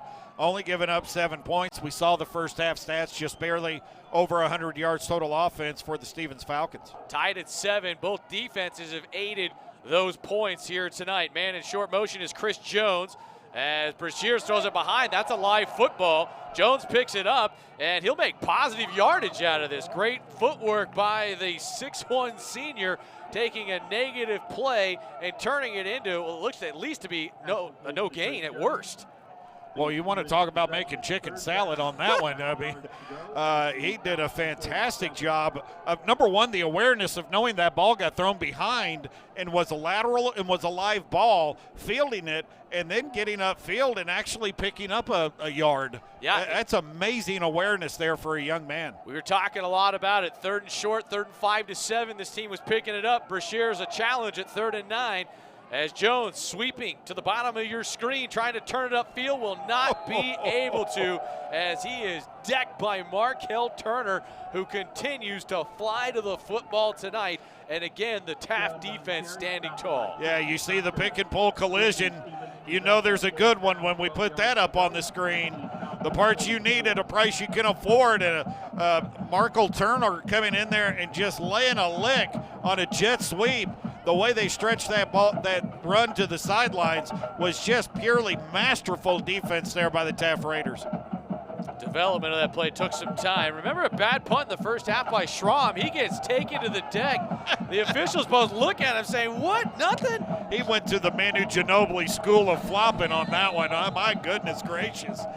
Return of only 5 yards on the other end by Matthew Rodriguez, but you're right, Schramm, that's how you sell it, man. Both officials kind of, one sort of looked at him and the other said, come on, get up. Yeah, go get your People's Choice Award, at the next pep rally, because that was some acting there. But you got to try to get any advantage that you can. And the punt away and inside the 30, and the Taft Raiders will start their second possession of the second half. 38-yard punt, 5-yard return, 1st and 10 from the 29-yard line. Can O'Shea Hernandez get it going? He has struggled mightily here tonight. The sophomore looks right. That's the hook and ladder play. It might be successful down the right sideline as Martin got the flip right at the 38-yard line and took it upfield, very close to being a forward pass. Very close. I was looking back behind the play to see he did throw it behind him. Martin was a little bit in front, but he reached behind him himself to catch that ball, and you're going deep in the playbook now to get the hook and lateral. That's a great job by our staff to get that catch. That was probably a forward pass, and here's the reverse. Running to the left, Isaac Jackson trying to get wide, cannot do so as Eli Alexander brings him down behind the line of scrimmage for a loss of 3 yards. Boy, what closing speed by Alexander there. That play looked at, once the corner was made, it looked like Jackson was going to turn the corner and pick up some good yards, and here comes Alexander and makes a great tackle there. And I think it was number 92, Efren Mejia, that actually pushed that play deeper in the backfield and probably gave Alexander time to come up and make the tackle. Mejia has played really, really well here tonight. Tie game at 7, clock at 6:25 is nice little out throw by Isaac Jackson. And, you look at that for Hernandez. He's been able to make that throw out to the sideline. That's a 40-yard throw each way, only for about 5 or 6 yards, but he's consistently been able to hit it. Yeah, little soft coverage there by the Falcons and taken advantage of by the Raiders, who jump right up on the line of scrimmage. Now, they may not snap it immediately, but they're up on the line. They call for it. Hernandez looks left, same play. That time off spot. I'm sorry, maybe I jinxed him that time. That was, the same play they've tried to work out on a timing throw. And remember, Hernandez, his first game as a quarterback a week ago. And it looks like the Taft Raiders on a 4th and 4 are planning on going for it here. It just looked like Hernandez was a little too antsy to get the ball out of his hands. He threw it before the receiver had made his cut and never saw the ball coming. 0 for 1 tonight on 4th down. The first try was at 4th and 2. This is 4th and 4. And now looking over there is Ricky Stade. Does he gamble and go for it? Remember, his team on the outside of the playoff picture looking in, trying to get somehow 2 wins and at least spoil Stevens as that pass is bobbled and never caught. Incomplete pass, turnover on downs as Martin dropped it. It wasn't a great throw, but that time Martin never gathered it in as the pass was at his knees. Instead, it was supposed to be up about 3 feet higher. Yeah, and it didn't really look like there was much room to get up the sidelines and pick up that first down anyway, but you sure want to see Martin catch that ball and at least have a shot at it. Yeah, the Taft Raiders showed some ability, moved it for a couple of first downs.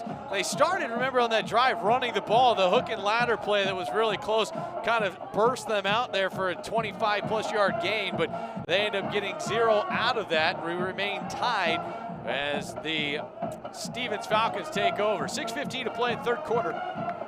As KK Brashears over on the first 2 drives as that handoff off to the right side for a couple. Not a whole lot of space for Michael Plant, who just kind of stepped in the hole and worked to his right for maybe a yard or so. Yeah, Iverson Johnson again in there on the tackle along with Chris Sanchez.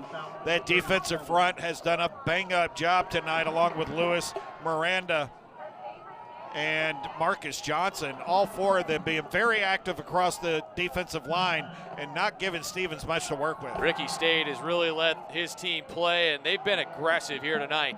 2nd and 9, motion man is Gonzalez. They fake it to him, and nowhere to run for KK Brashears, and this time he cannot dance away from Chris Sanchez, the nose guard, who, how many times have we talked about the nose guard for both teams here tonight? Boy, I mean, these defenses have played outstanding. I also want to give Garrick Williams some credit there. Of course, he wasn't in on the tackle, but he set the edge and did not allow the Falcon running back to get outside, cut that back inside where his Taft Raider defensive buddies came in and mopped it up for him. Stevens led 7-0, gave up a pick 6 to tie the game. That's all the points that we have here tonight. Brashears, 3rd and 7.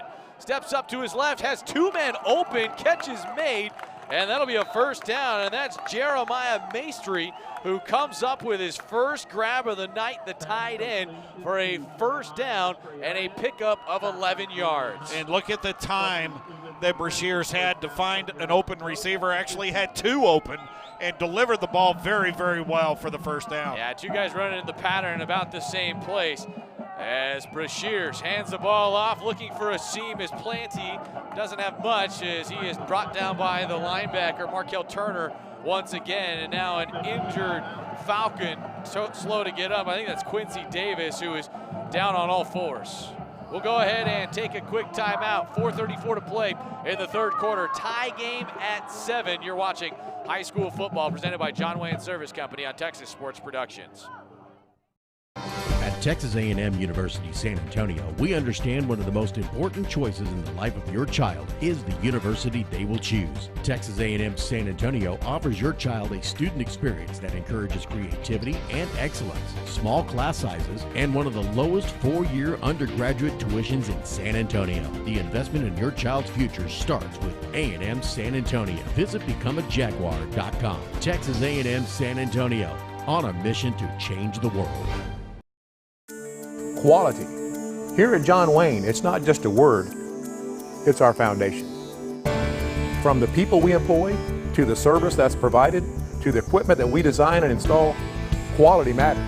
For nearly 20 years, providing quality Texas comfort to the San Antonio area communities has been our highest priority. For quality you can count on, call John Wayne today. Right now, AC and heating equipment is 50% off. So now is the best time to call John Wayne. Quincy Davis able to get some help to the trainer's table. He'll go back and head under the tent to get looked at. We've got 4:29 and ticking in this third quarter tie game. A couple of big conversions by KK Brashears on the drive as he brings Gonzalez in motion. He has yet to hand it off to him. Brashears trying to navigate his way at the line of scrimmage. Nowhere to run as he is brought down. Nick Carrera from the outside linebacker spot. That was his guy, and he's done a good job spying the quarterback tonight. Boy, he had great eye discipline there as he kept an eye on his responsibility. And Brashears, again, faked it like he has all night and kept it to go up the middle, but Carrera not letting anything happen.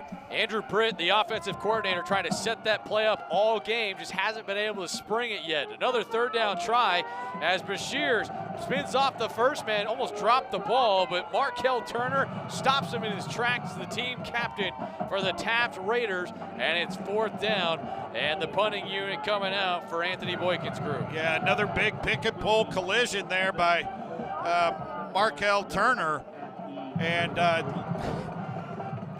Stevens is just basically playing football tonight between the 40s. They really haven't been able to sustain a drive.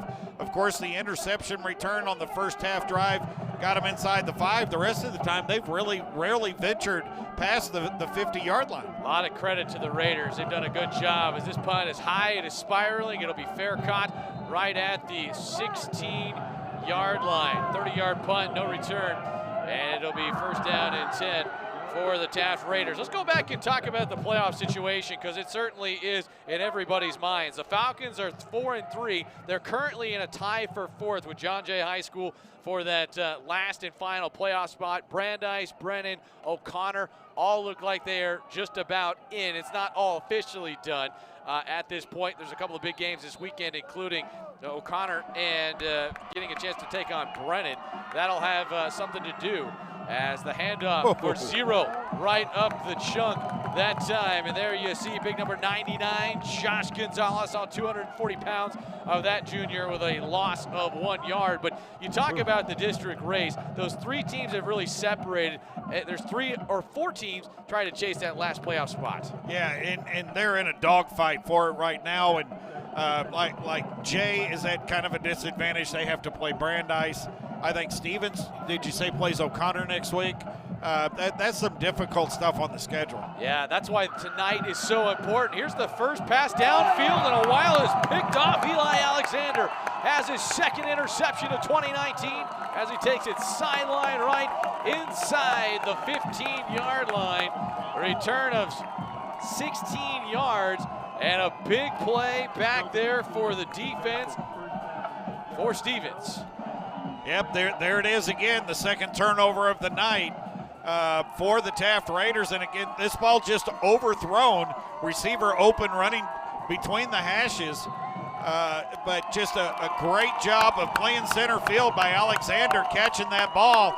And then again, returning it very well inside the 15-yard line. His first return went inside the 5. Falcons haven't made the playoffs in 4 seasons. A touchdown would really aid their cause here tonight in a tie game, as Brandon Lee, trying to run between the tackles, runs into Miranda, the defensive end. Only a gain of 2 yards. That Taft defense is still staying stingy. Chris Sanchez in on that tackle, as well as Miranda. And they're just playing very, very strong across that line of scrimmage, kind of controlling it. Both defensive lines seem to be controlling the line of scrimmage. Well, we talk about points at a premium. Remember, a 49-yard miss. You're in field goal range right now. I'm sure that's in the mind of Andrew Britt. Will he be aggressive? The offensive coordinator for Stevens. Swing pass, left side. Lee's got some space, but it closes very quickly. Great job by the Raider defense. Garrick Williams, the strong safety, number 24, coming right through and allowing just 3 yards on that pickup to bring up 3rd down and long. What a sure tackle there by Garrick Williams. It looked like if he's able to squirt through, he's going to get in the end zone. But Garrick Williams comes up and makes a very sure tackle, drops him right at the 10. 3rd down. Here's another possibility of a conversion. They can pick up a 1st down inside the 5 at around the 4. Well, a touchdown on 3rd down tonight.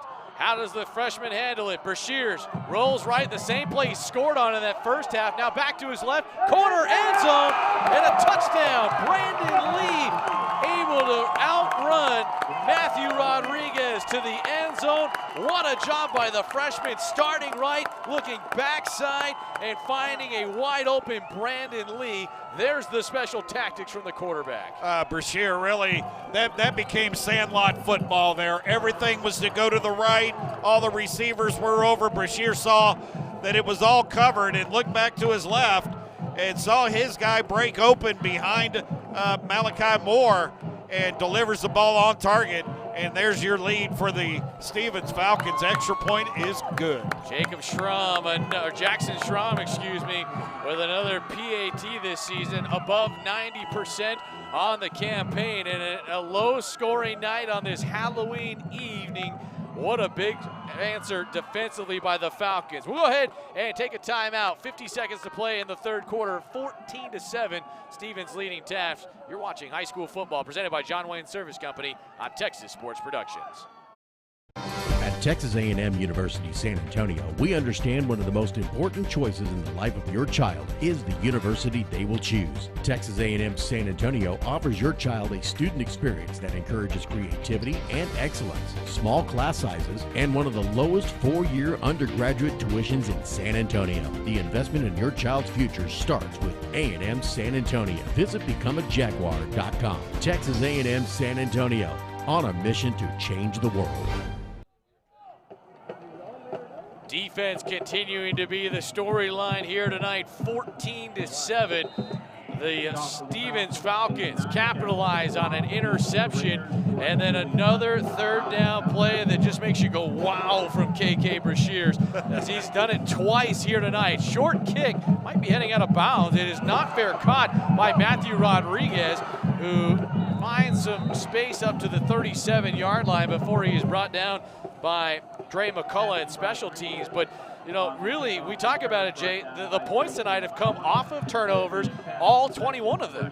Yeah, every point that's hit the board tonight has been due to an interception. And right now, Taft leads Stevens in interceptions 2-1, and that's why your scoreboard reads Stevens 14 and Taft 7.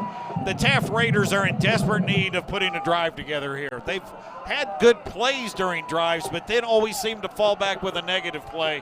Let's see if they can string some good ones together. They got creative on the last drive with offensive coordinator Robert Gomez, including a hook and ladder.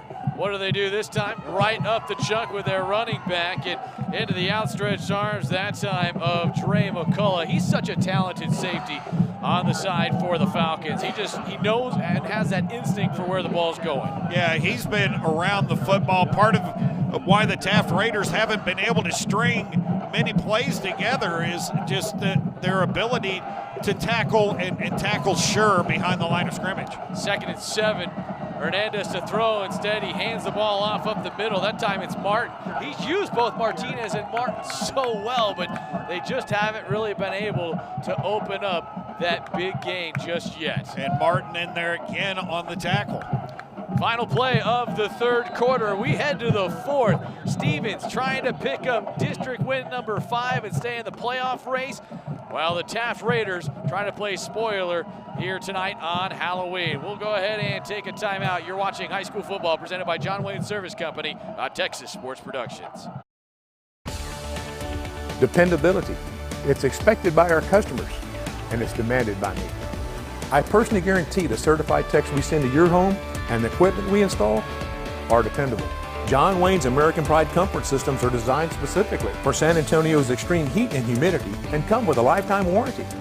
For comfort you can depend on, call John Wayne today. Right now, AC and heating equipment is 50% off. So now is the best time to call John Wayne. Your new home for Texas high school sports is TexasSportsProductions.com. Watch live broadcasts of Texas high school sports from around the state. Listen to live radio coverage of Texas high school sports from around the state. It's all right there for you on TSP through TexasSportsProductions.com. Did you miss the game or want to see or hear it again? Visit the archives on TexasSportsProductions.com. Get into the game today with TSP and TexasSportsProductions.com.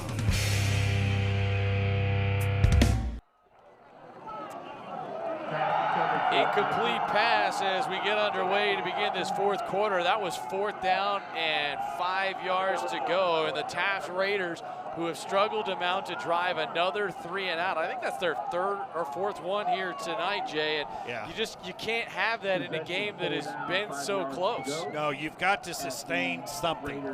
And the Taft Raiders will drop back to punt here, but just not able to engineer multiple play drives. Got a good athlete as your punter right now, who's the tight end, but the fake is off because he's not the regular punter.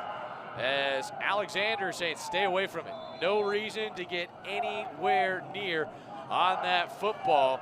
That will travel 34 yards, no return at the 23-yard line. It'll be first down and 10 for Stevens. And just catching you back up, if you're just stopping by, glad to have you with us tonight. I'm Andrew Stossmeister along with Jay Riley. Early touchdown for Stevens off an interception, scored on third down at the 5-yard line.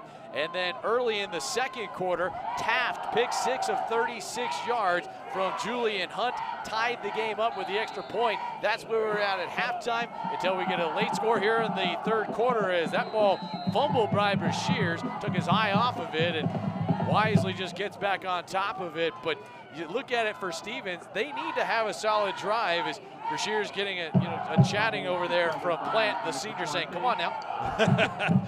Well, any kind of points right now for Stevens could go a long way towards icing this victory off because Taft simply hasn't been able to move the football. And if Stevens could put together a good 8, 7, 8, 9 play drive and get points, that might end the ball game. Yeah, I think points would end it. It just has that feel here tonight. Brashears rolling to his right, and that pass is nearly intercepted. Julian Hunt almost had his second pick of the game, and that's the one thing that Anthony Boykin is saying, you can't do it. Great job by Chris Jones to at least get in there and separate the football. Yeah, Jones became the defensive back on that one. Just Brashears threw it behind Jones, and Hunt was right there almost for his second interception of the night. But third downs have been the real story of the night so far. I think Taft is 1 out of 9, and Stevens is 7 out of 13, I believe. And Stevens has been able to sustain drive, and they've scored both their touchdowns on third down. This is 3rd and forever. They will throw it over the middle. Jones is open, but a little too far in front of the intended target, incomplete. And now for KK Brashears, he's now 11 of 19, and Taft does what they have to do. They get a 3 and out and a punt.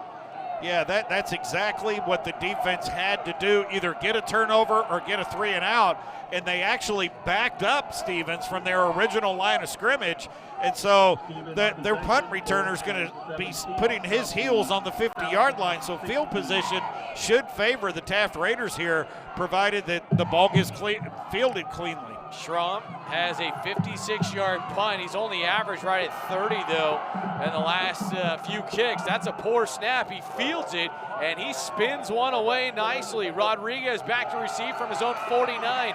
Comes to the right sideline, bounces off of the first wave, but won't get farther than the 40. But it is a positive return of 10 yards following that punt that ends up picking up 37 yards.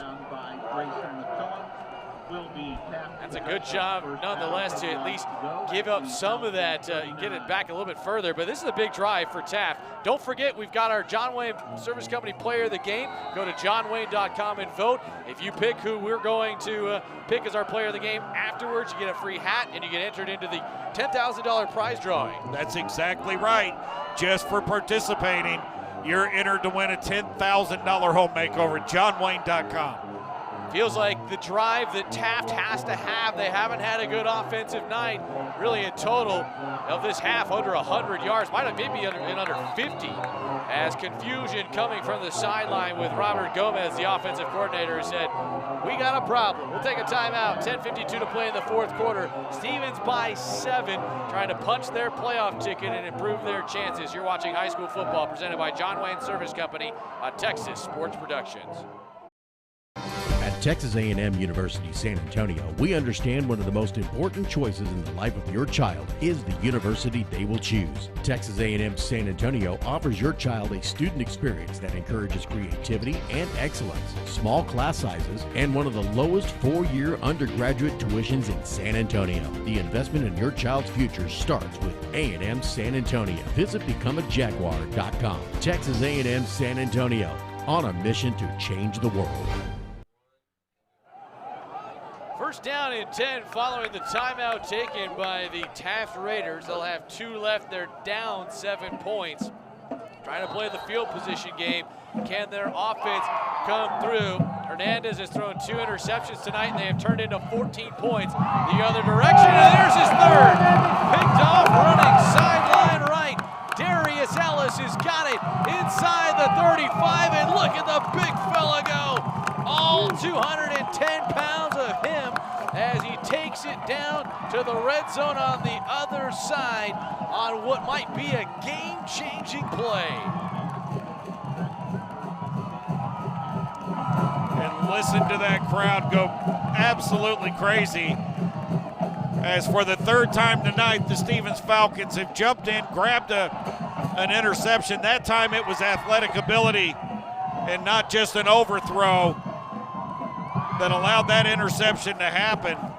Darius Ellis undercuts the pass, steps in front, grabs it, and then a nice return. Yeah, that was what was more impressive, I think, was the catch and then the run upfield as KK Brashears trying to protect the football inside his own 25-yard line. Finds about a yard and a half or so. Clock is at 10:27. Stephens by 7. They have picked off Hernandez for the third time, who had an interception a week ago. This is just his second start, but not so far a memorable one for him, as the Falcons of Stephens have a chance to potentially get that extra score to go ahead. Trying to improve to another district win and take them to 5-3 with a game looming against O'Connor next week. Pass out to the right. This is a chance to throw it, but somebody's not open, incomplete. I think that's Quincy Davis who was taking the pass from Brandon Lee on a little halfback throw. And that's where you look at it. You look at Brandon Lee, a senior, and say, come on now, you got to make sure that he has a chance to throw it. Great. Yeah, maybe a little trickeration that was completely unnecessary there by the Stephens Falcons, because Matthew Rodriguez was in a great position to intercept that football, but the pass was thrown so poorly he couldn't get to it. Remember, maybe some field goal range as Brashears pumps. He looks left. He has a man, but he overthrows Chris Jones. And now Boykin will have a decision to make as you start looking somewhere around, again, a 41, 42-yard field goal try. Yeah, it looks like they're going to trot him out there to kick the field goal. And I love the decision here. Schraub has the leg. He showed it in the first half, attempting a 47 or 49-yarder. Just came up a shade short. This one here is going to be put down at the 31. 41-yard try on the right hash mark. Snap is not good, and the kick goes wide left as the snap was off just a little bit. Schraub had started, and you could tell just kind of got a little bit flustered. And Taft able to dodge one on that interception, but you kind of start looking on the other side with Taft, is that their offense really doesn't have an answer. Do they trust their quarterback to say, we need a drive to find a way to go get 7 points and potentially, if you're thinking ahead, maybe go for 2 to just say, that's how we're going to win this game somehow is 15-14. Well, you got to dance with who brung you. And right now, Hernandez is the guy who brung you to the dance. And you've got to find the right combination of plays to get him rolling and get him consistent and confident. Short memory for the sophomore. He has had a tough go, 9 of 20 passing, 3 interceptions. We'll start with an out route to his tight end, Kraus, who makes the grab, but doesn't get very much. Great open field tackle made out there by Josh Lopez for a gain of 3 yards. Yeah, actually gave up ground there as soon as he caught the pass, but Kraus needs to turn that straight upfield, either make a move or break a tackle and get positive yards. You can't afford to run backwards. I think that's Kraus's second catch of the game. He has been very quiet. He's a talented tight end. He's got a lot of ability. 2nd and 7. Stephens by a touchdown. Taft with the ball right now. 3-man pressure has gotten home all night as the run up the middle. As Paz drops the shoulder into Diego Martinez. Picks up a positive carry. In fact, with a pile pushing with where he was at, they give him 6. Well, manageable third down here. Not many of those tonight in general. Only a couple conversions. In fact, just 1. 1 out of 9. And this is where the difference has really been separated from the Falcons. They've won third down on both sides of the line of scrimmage. They've gotten creative. Ellis is blitzed. Espinoza is blitzed. They don't right here because the ball goes up the middle for what looks to be a first down run, but not by much as the ball carrier tripped for the first down. Yeah, I thought Martinez had a lot of room to run, and then he just fell on his face. someone must have grabbed a shoelace or something to bring him down. It looked like he had some room to rumble. That was the Gustafson turf monster, I think. Took him down here on this Halloween night. 8:10 to play. Clock is ticking. Taft has not scored any points offensively. They have a pick 6 tonight. It's just a one-score game, however. Raiders trying to play spoiler on Stevens' postseason hopes. Handoff up the middle. Little bit of room. Good job changing directions to the left, but not outrunning the Stevens defense again, who is right there with Dre McCullough. What a game he's had. He's got a pick, and he has just continued to fly to the football. Yeah, definitely a nominee tonight for John Wayne Player of the Game. And go to johnwayne.com and get yourself voted before the end of the game. You have to do it before the end of the game. So whoever you think we're going to pick, johnwayne.com. They just showed the fullback on the other side for Stevens, checking if he's okay. That catch and run to Jackson is out right at almost the marker. That's a pickup of 5 yards. They'll bring up 3rd and 1. Clock at 7:17 to play. Nice job by Kraus to throw that block and spring Jackson for a nice gain. Bring up, again, a manageable 3rd down. See if Tommy Carrillo drives up the blitz. Not much room to run at the line of scrimmage on 3rd and a yard. And it looks like Stevens has the stop initially as the blitz came from Paz, the linebacker. Alexander not far behind. Well, the real culprit on that play was going side to side instead of straight north and south to pick up that. Well, they're going to give him enough for a 1st down. I didn't think that he picked up any yardage, but they gave it to him. Generous spot, I'd say perhaps, but at the same time, like you said, if you get upfield, that's not even a hard call of a 1st down. No, you're absolutely correct. Hernandez, handoff, this time nowhere to go. Paz, the linebacker, came right through the hole, and that's a big loss on the play of 4 yards back to the 42-yard line. Another pick and pull collision there. The part you need at a price you can afford, that's pick and pull. And if you start adding up sacks, tackles for loss tonight, that's 5 of them. 5 of them tonight for this Stevens defense, who only gives up 22 points a game. And this is what gets to Taft. They get positive, negative. And they haven't been able to recover. Looking for a deep throw to their tight end, Kraus, who was overthrown a little bit. There's contact a bit early, but maybe just overthrown in the process. Coverage applied by Josh Pereira. Well, here they are with a not so manageable 3rd down now. 3rd and about 14, maybe 15. And I think you're getting to a time on the clock. Well, I don't know. You're not there yet. I don't think this is 4-down territory. Right at 6:08, 14-7, a touchdown at the end of the 3rd quarter to put Stevens up. They've had another chance. They missed a field goal here in the 4th quarter on their last drive as Hernandez can't pick up the ball, and he doesn't get it. It's now recovered, and look out. A chance to finish it. Maybe there is the trick from Efren Mejia as he scores with 5:56 to play. It is a touchdown as Ashue Hernandez-Knight continues to get away from him. Hernandez could just not find the handle on that snap. It was a little low. And then Mejia able to come in there, find it, rolling around on the ground behind Hernandez, scoop and score. What a job out there defensively. And you know, I know we've been talking a lot about that player, our John Wayne Service Company player of the game.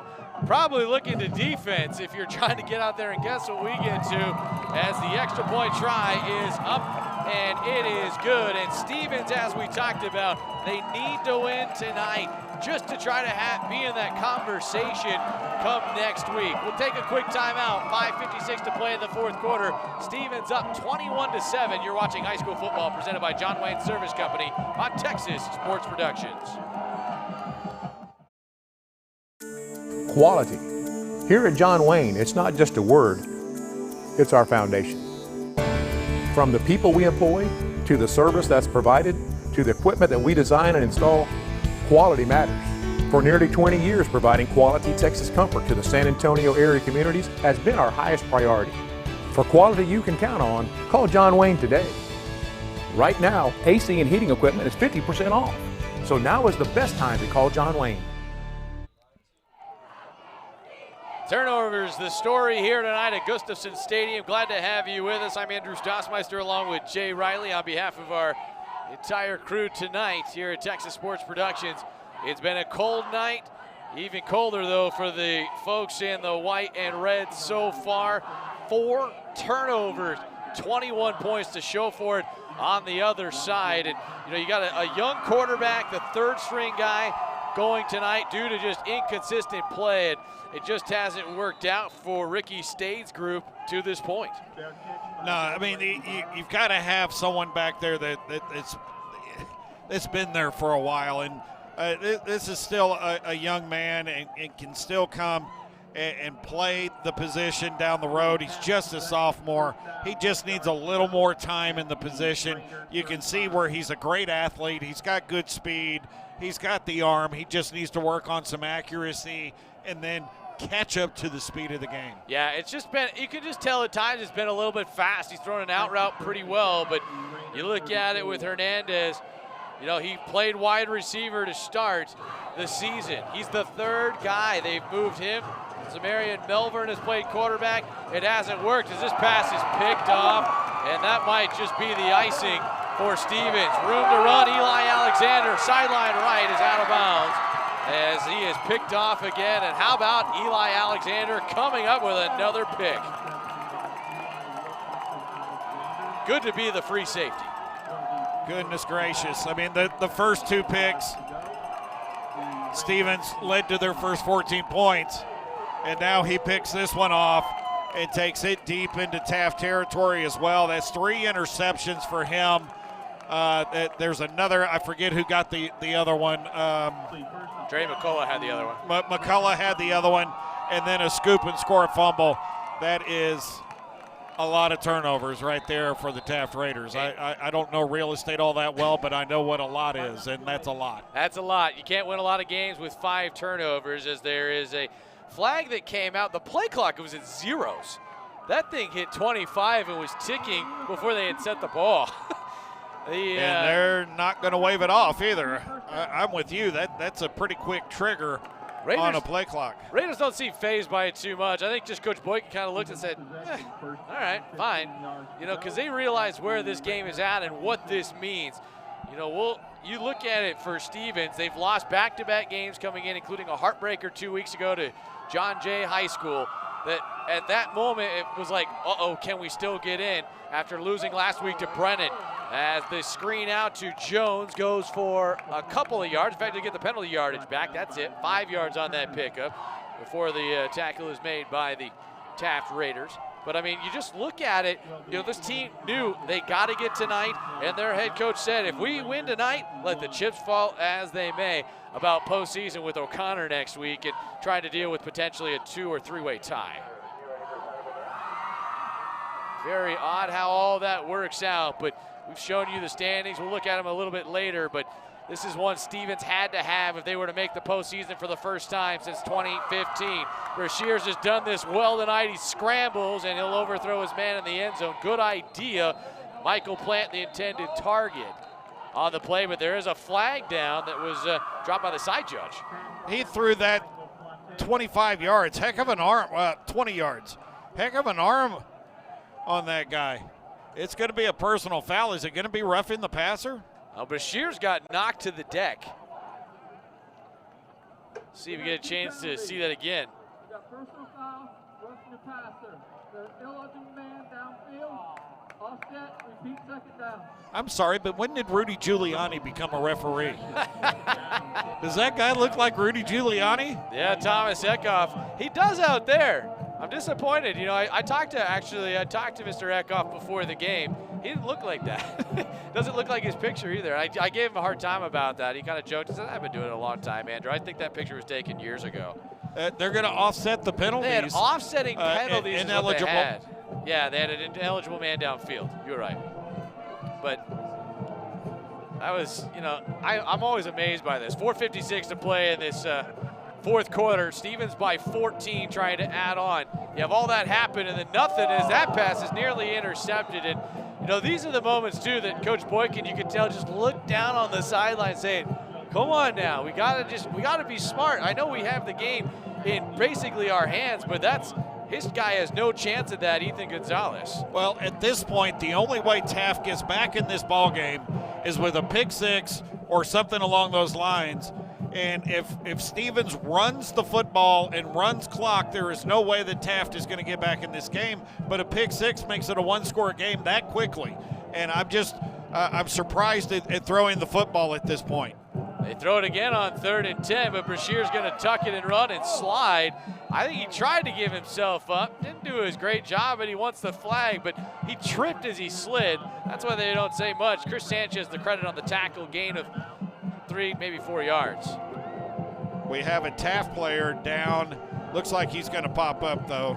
Yeah, that's the linebacker, Markel Turner. That's not a guy you want to see trip and go down. No, he's had a heck of a night. This Taft defense has done a spectacular job tonight. All 3 touchdowns scored by Stevens. 2 were on a very short field. 1 was on a scoop and score. And this Taft defense can hold their head high tonight they really have not given up points.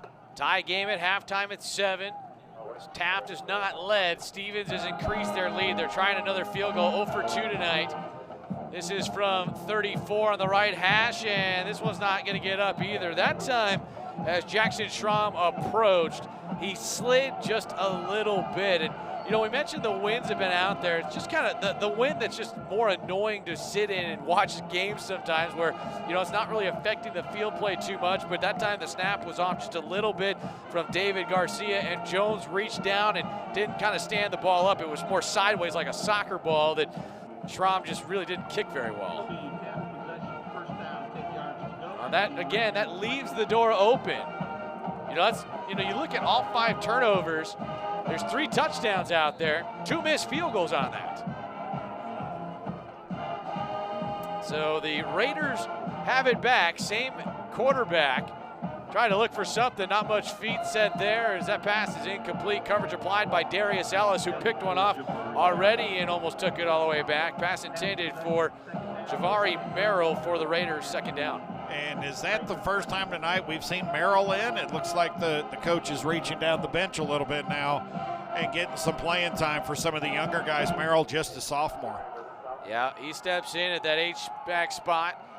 Martin, who's been a running back, and Martinez, I think that's where you give a lot of credit to Stevens defensively because they have stopped the run, and Hernandez really hasn't anywhere to go with that. As that run, again, up the middle for a few yards, not much to show for it as, again, black jerseys are in there.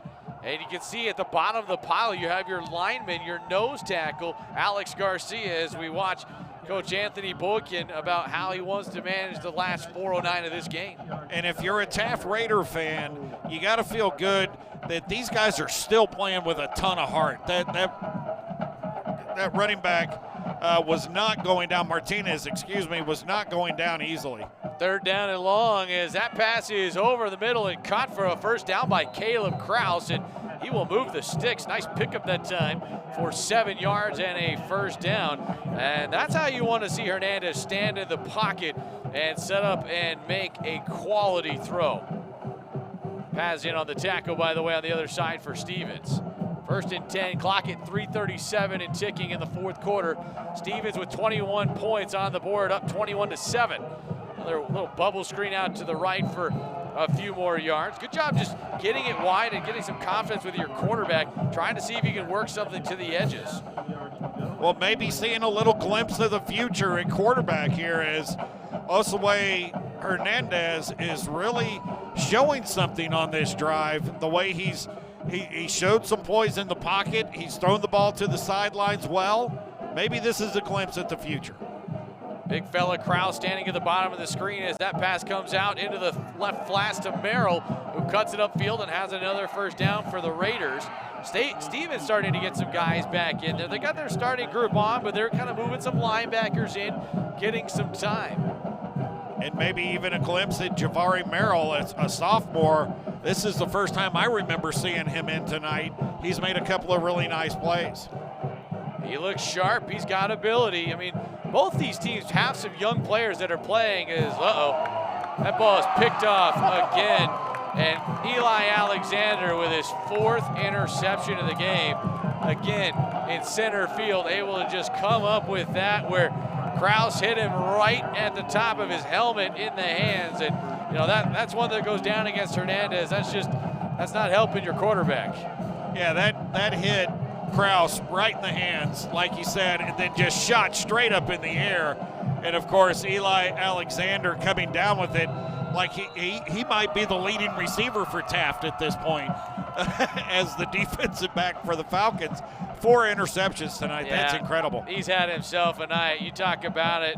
Number 5 on the night, 6 turnovers, 14 coming in by way of the fumble as that run goes for almost 10 yards. Is a gain of 9, but you kind of look out and you got to talk to Brandon Lee and say, great run. You got to stay in bounds right there, young man. That's the growth process of his game. You want to eat up some clock here.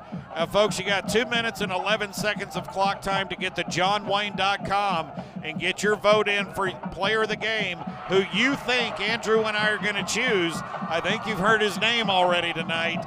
And if you choose the same one we pick, you'll get that free hat, plus be entered for a $10,000 home makeover from John Wayne Service Company. Basically the I formation out of the shotgun as Brandon Lee trucks forward for a first down inside the 35-yard line. And, with the Falcons having an opportunity, this is what's so good is if you can run the football, give yourself a chance, to set up just enough that this is what's going to be important for them going forward if they get a lead on somebody. Do I see a penalty flag down? Looks like they're marching backwards. And the clock is stopped. Rudy Giuliani, I didn't hear his call. And a procedure penalty out there on somebody. 4th penalty of the game for what it's worth on Stevens. But again, in the driver's seat, and we talked about it in the district standings about the importance of this game here tonight. If they can win and pick up their 5th, we'll show you it after this play, or we'll show you right now as we take a look about it, right as time continues to tick for Brashears and company. But it's one of those games that his team and Anthony Boykin, his group had to have it as the running back Brandon Lee is stuffed. But we talk about those district standings a little bit. A win tonight for the Stevens Falcons would take them to 5-3. They'd be in a two-way tie with John Jay. Warren's got an easier path here down the way, and if they find ways to pick up a couple of victories, it's going to get a little bit more dicey. But the game of the week coming up on Saturday between Jay and O'Connor. We're going to have that for you on Texas Sports Productions. Jay and Brandeis. Jay and Brandeis. That's got so much implications to where everybody. They're going to find themselves in a great position. Yeah, they're going to be playing right here on this field Saturday night, 6:30. You can tune in and watch South Texas High School Football Game Day with Gabe Farias and Sean Morris, presented by VP Racing Fuels and Pick and Pull. And then at 7 o'clock, watch the Jay Mustangs try to improve their playoff chances as they take on the strong Brandeis Broncos. Jordan Battles is leading that team again this year. And more importantly, the Brandeis defense is stingy. They don't give up many yards. They certainly don't give up many points. Brandeis trying to build on that quarterfinal appearance last year and what they were able to do. They're better this year. They've got more depth. And like said, you look at that defense from Jay Riley, as you mentioned it, their defense is really, really good. This is 3rd down on a wide receiver screen left as the catch is made out there in the left flats by Michael Planty. And now a timeout is taken by Taft. Again, they're not out of the game yet. They're hoping for at least one more crack at it, see if you can get a punt return, something, and put some more pressure back on. But the Falcons right now are trying to get that much closer. Previewing that Jay Brandeis game, we did a Brandeis game it was last Thursday in the monsoon. That was the cold front that came through. And doing the research on that, Jordan Battles is a less percentage of the offense this year than he was last year. And the team is better. And it's because they're they're multi-dimensional now. He was 56% of the offense last year. He's like 47% this year, somewhere in that range, only 36% of the rushing yardage. But I think that their defense is obviously much better. They're giving up fewer points. But Jordan Battles, having more weapons at his disposal, has made that team more dangerous. Kerryon Holmes is pretty good on that team, I heard. He's pretty good. He's been a great addition, I know, to the Broncos. That's a nice find for a senior tailback. 4th down, punt unit is out there. Chance to get it away as there's some folks in the face of Schramm, who again hits the deck. Man, that guy's been going to school. Oh, give him some credit. He's even getting after Rudy Giuliani out there. He was, man. About tripping him up. He said, "What are you doing?"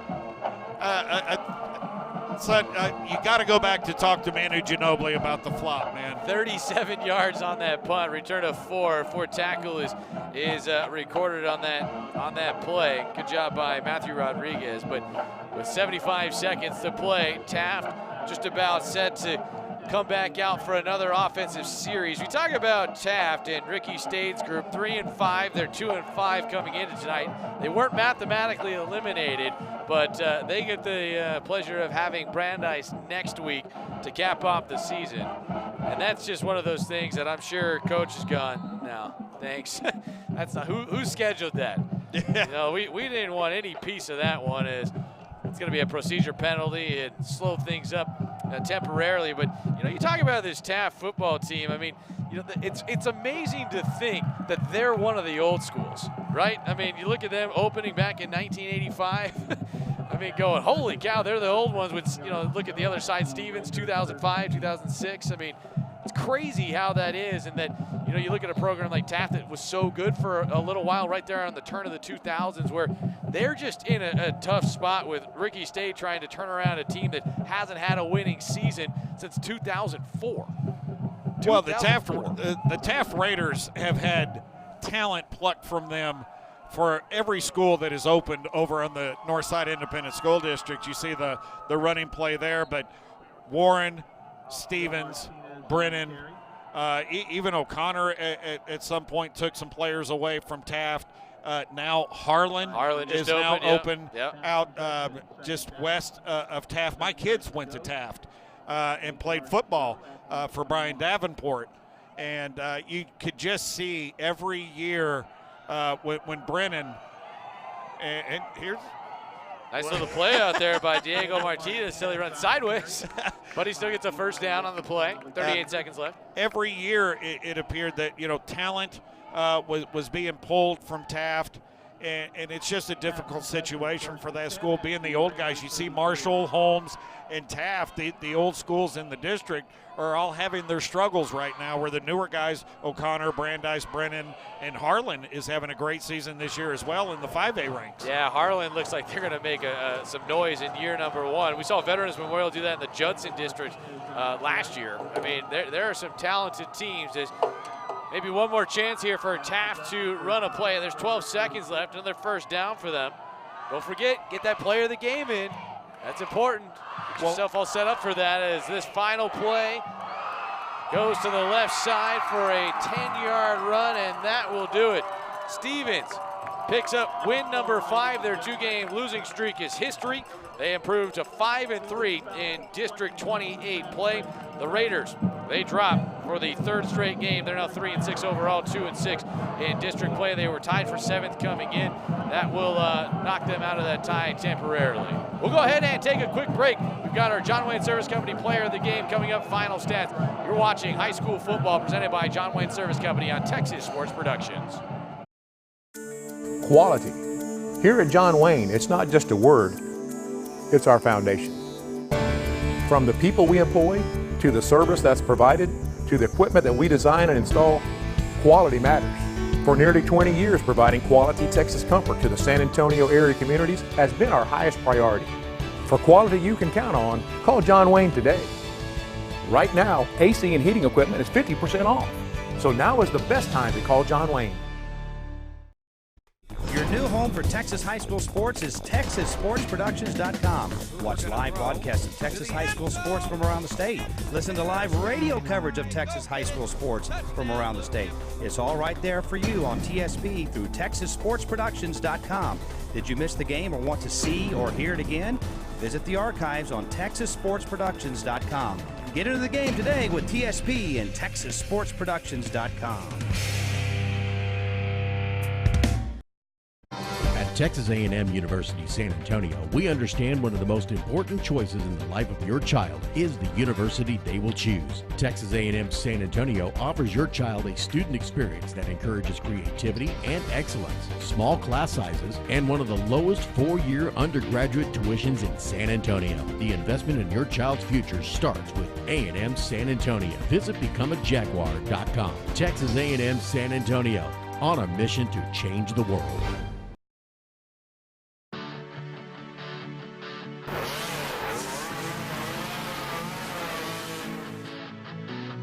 Two different products that lower the temperature in your cooling system.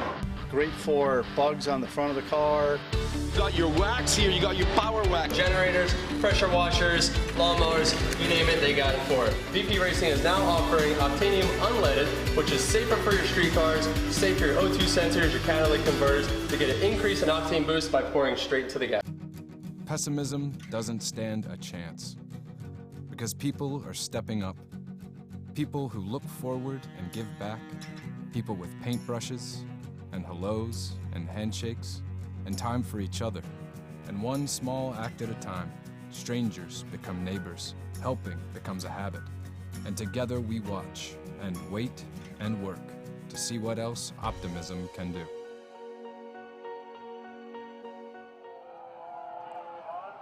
And we welcome you back post-game here tonight. Stevens getting a chance to celebrate victory number 5 overall, their 5th in league play, as well as they win it tonight 21-7. Andrew Stossmeister back with Jay Riley on behalf of our entire crew.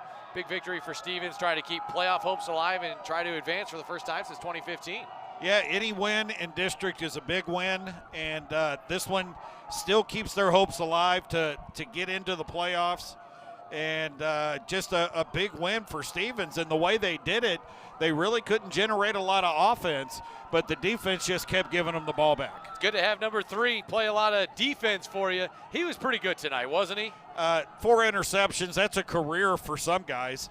Yeah. But yeah, number 3, that's going to be our John Wayne Service Company player of the game. Number 3, defensive back, Eli Alexander, 4 interceptions. I believe 2 of those led to 14 Stevens points, but he was just incredible out there tonight. Absolutely the case. Fantastic. Had 1 pick coming in for the senior, had 1 last year. That's going to help the total for him. He's a guy that we talked about. He's going to be at the next level sooner than later. And again, we talked before the game about the turnover propensity for the Taft Raiders, and tonight it was just their undoing. They had a lot of fumbles on the season coming in, almost averaging 2 lost fumbles a game coming into this game. And then tonight they did have a scoop and score against them, plus 4 interceptions, 5 turnovers, and it's only a 14-point game. So I think that really says a lot about their defense, and what the defense did tonight was just incredible. 5 turnovers could easily lead to 30-plus points. It led to 21 points tonight. Yeah, and that was what really set everything up. We talked about it coming in, like you said, taking care of the ball and the importance of converting on 3rd down, things every coach talks about, particularly in October, because that's what sets you up for that possibility come November to be in positions to play extra games. But when you throw 5 interceptions and then another fumble that ends up coming out to all 21 points, you can't recover for that on the Taft side. Yeah, absolutely. Taft just didn't have the offensive power, the offensive spunk to be able to get out and score points enough to make up for 21 points being caused by turnovers. As we take a look here at those final stats here in just a second, it's the way it went tonight. I mean, kind of surprising when you finally look down and say, okay, Taft had more yards tonight than Stevens, but a lot of that's because they had the ball a lot more tonight because they were trying to play catch up. Yeah, absolutely. And,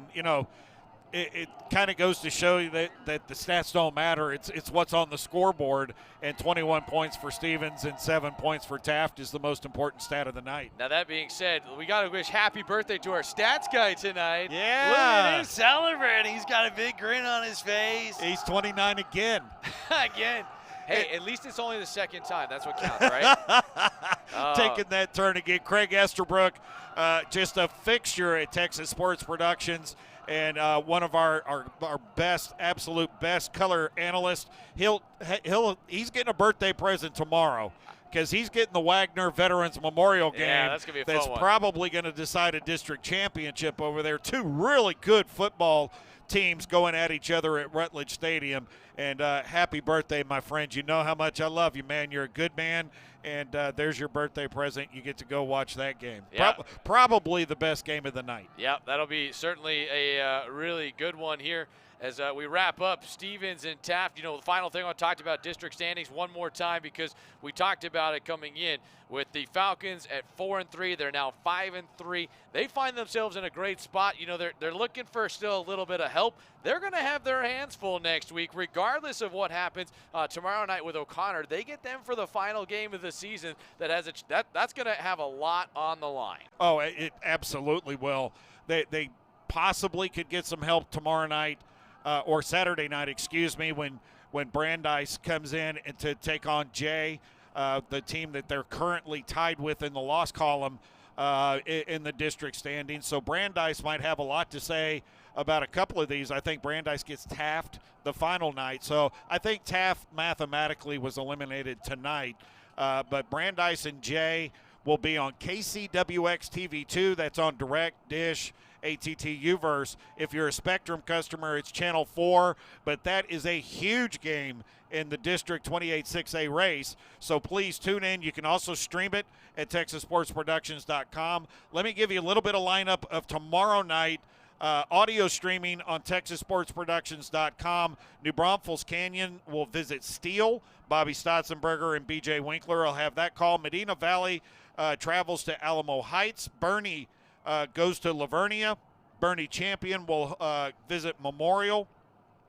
Let's see, the Clemens Buffaloes on an absolute collision course with the Judson Rockets. Yeah. Last week of the season, probably for the district championship. And Clemens is coming in just playing hellacious defense. Judson, of course, a juggernaut. 40-plus years of winning records. That's going to be a good one next week, folks. Hopefully Clemens and Judson, obviously winning tonight, they hold serve and set up a giant matchup next week. Of course, the aforementioned Veterans Memorial versus Wagner, Mr. Craig Esterbrook and Mark Kusenberger on that call. Harlandale goes to Laredo Martin. Floresville at Somerset. Cuero at Navarro. DeHannis at Fall City, who is just absolutely on a roll. Fall City Beavers ranked number 1 in the state by Dave Campbell. And then we've got, that's Rafael Aviles and Ron Gray calling that one. And if you miss them all, you can get the Stephen Reese Farmers Insurance Friday Night Scoreboard Show on 9:30 a.m. K-Loop or at TexasSportsProductions.com. And then, of course, on Saturday, Brandeis versus Jay. Bobby Stotzenberger, Andy Skelton, and Gabe Farias right here at Gustafson Stadium. Well, really want to thank all of our entire staff for helping. It makes us look pretty good. It makes us seem like we know what we're talking about. But a lot of fun with you, Jay Riley. Thanks for having me on with you tonight, Andrew, buddy. really enjoyed it. Let me call out one more, or Mark Kusenberger will put a hex on me. He might, MacArthur, who plays Reagan, and Mark Kusenberger and Kenny Lucas will be given the call on that on Saturday night. Also, don't forget, if you're an Antonian fan, St. Pius is coming to visit Antonian.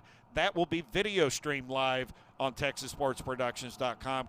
Gabe Farias and Kenny Lucas will have that call. Those guys are going to be busy. It's fun times here in week number 10. One more week next week of the regular season, and then the playoffs will be here. He's Jay Riley. I'm Andrew Stossmeister. Thanks so much for joining us. Signing off here tonight from Gustafson Stadium. The Stevens Falcons defeat the Taft Raiders 21-7 and improve to 5-4 on the year, 5-3 in District 28, while Taft, eliminated from postseason contention, falls to 3-6 and 2-6 in league play. You've been watching high school football presented by John Wayne Service Company on Texas Sports Productions.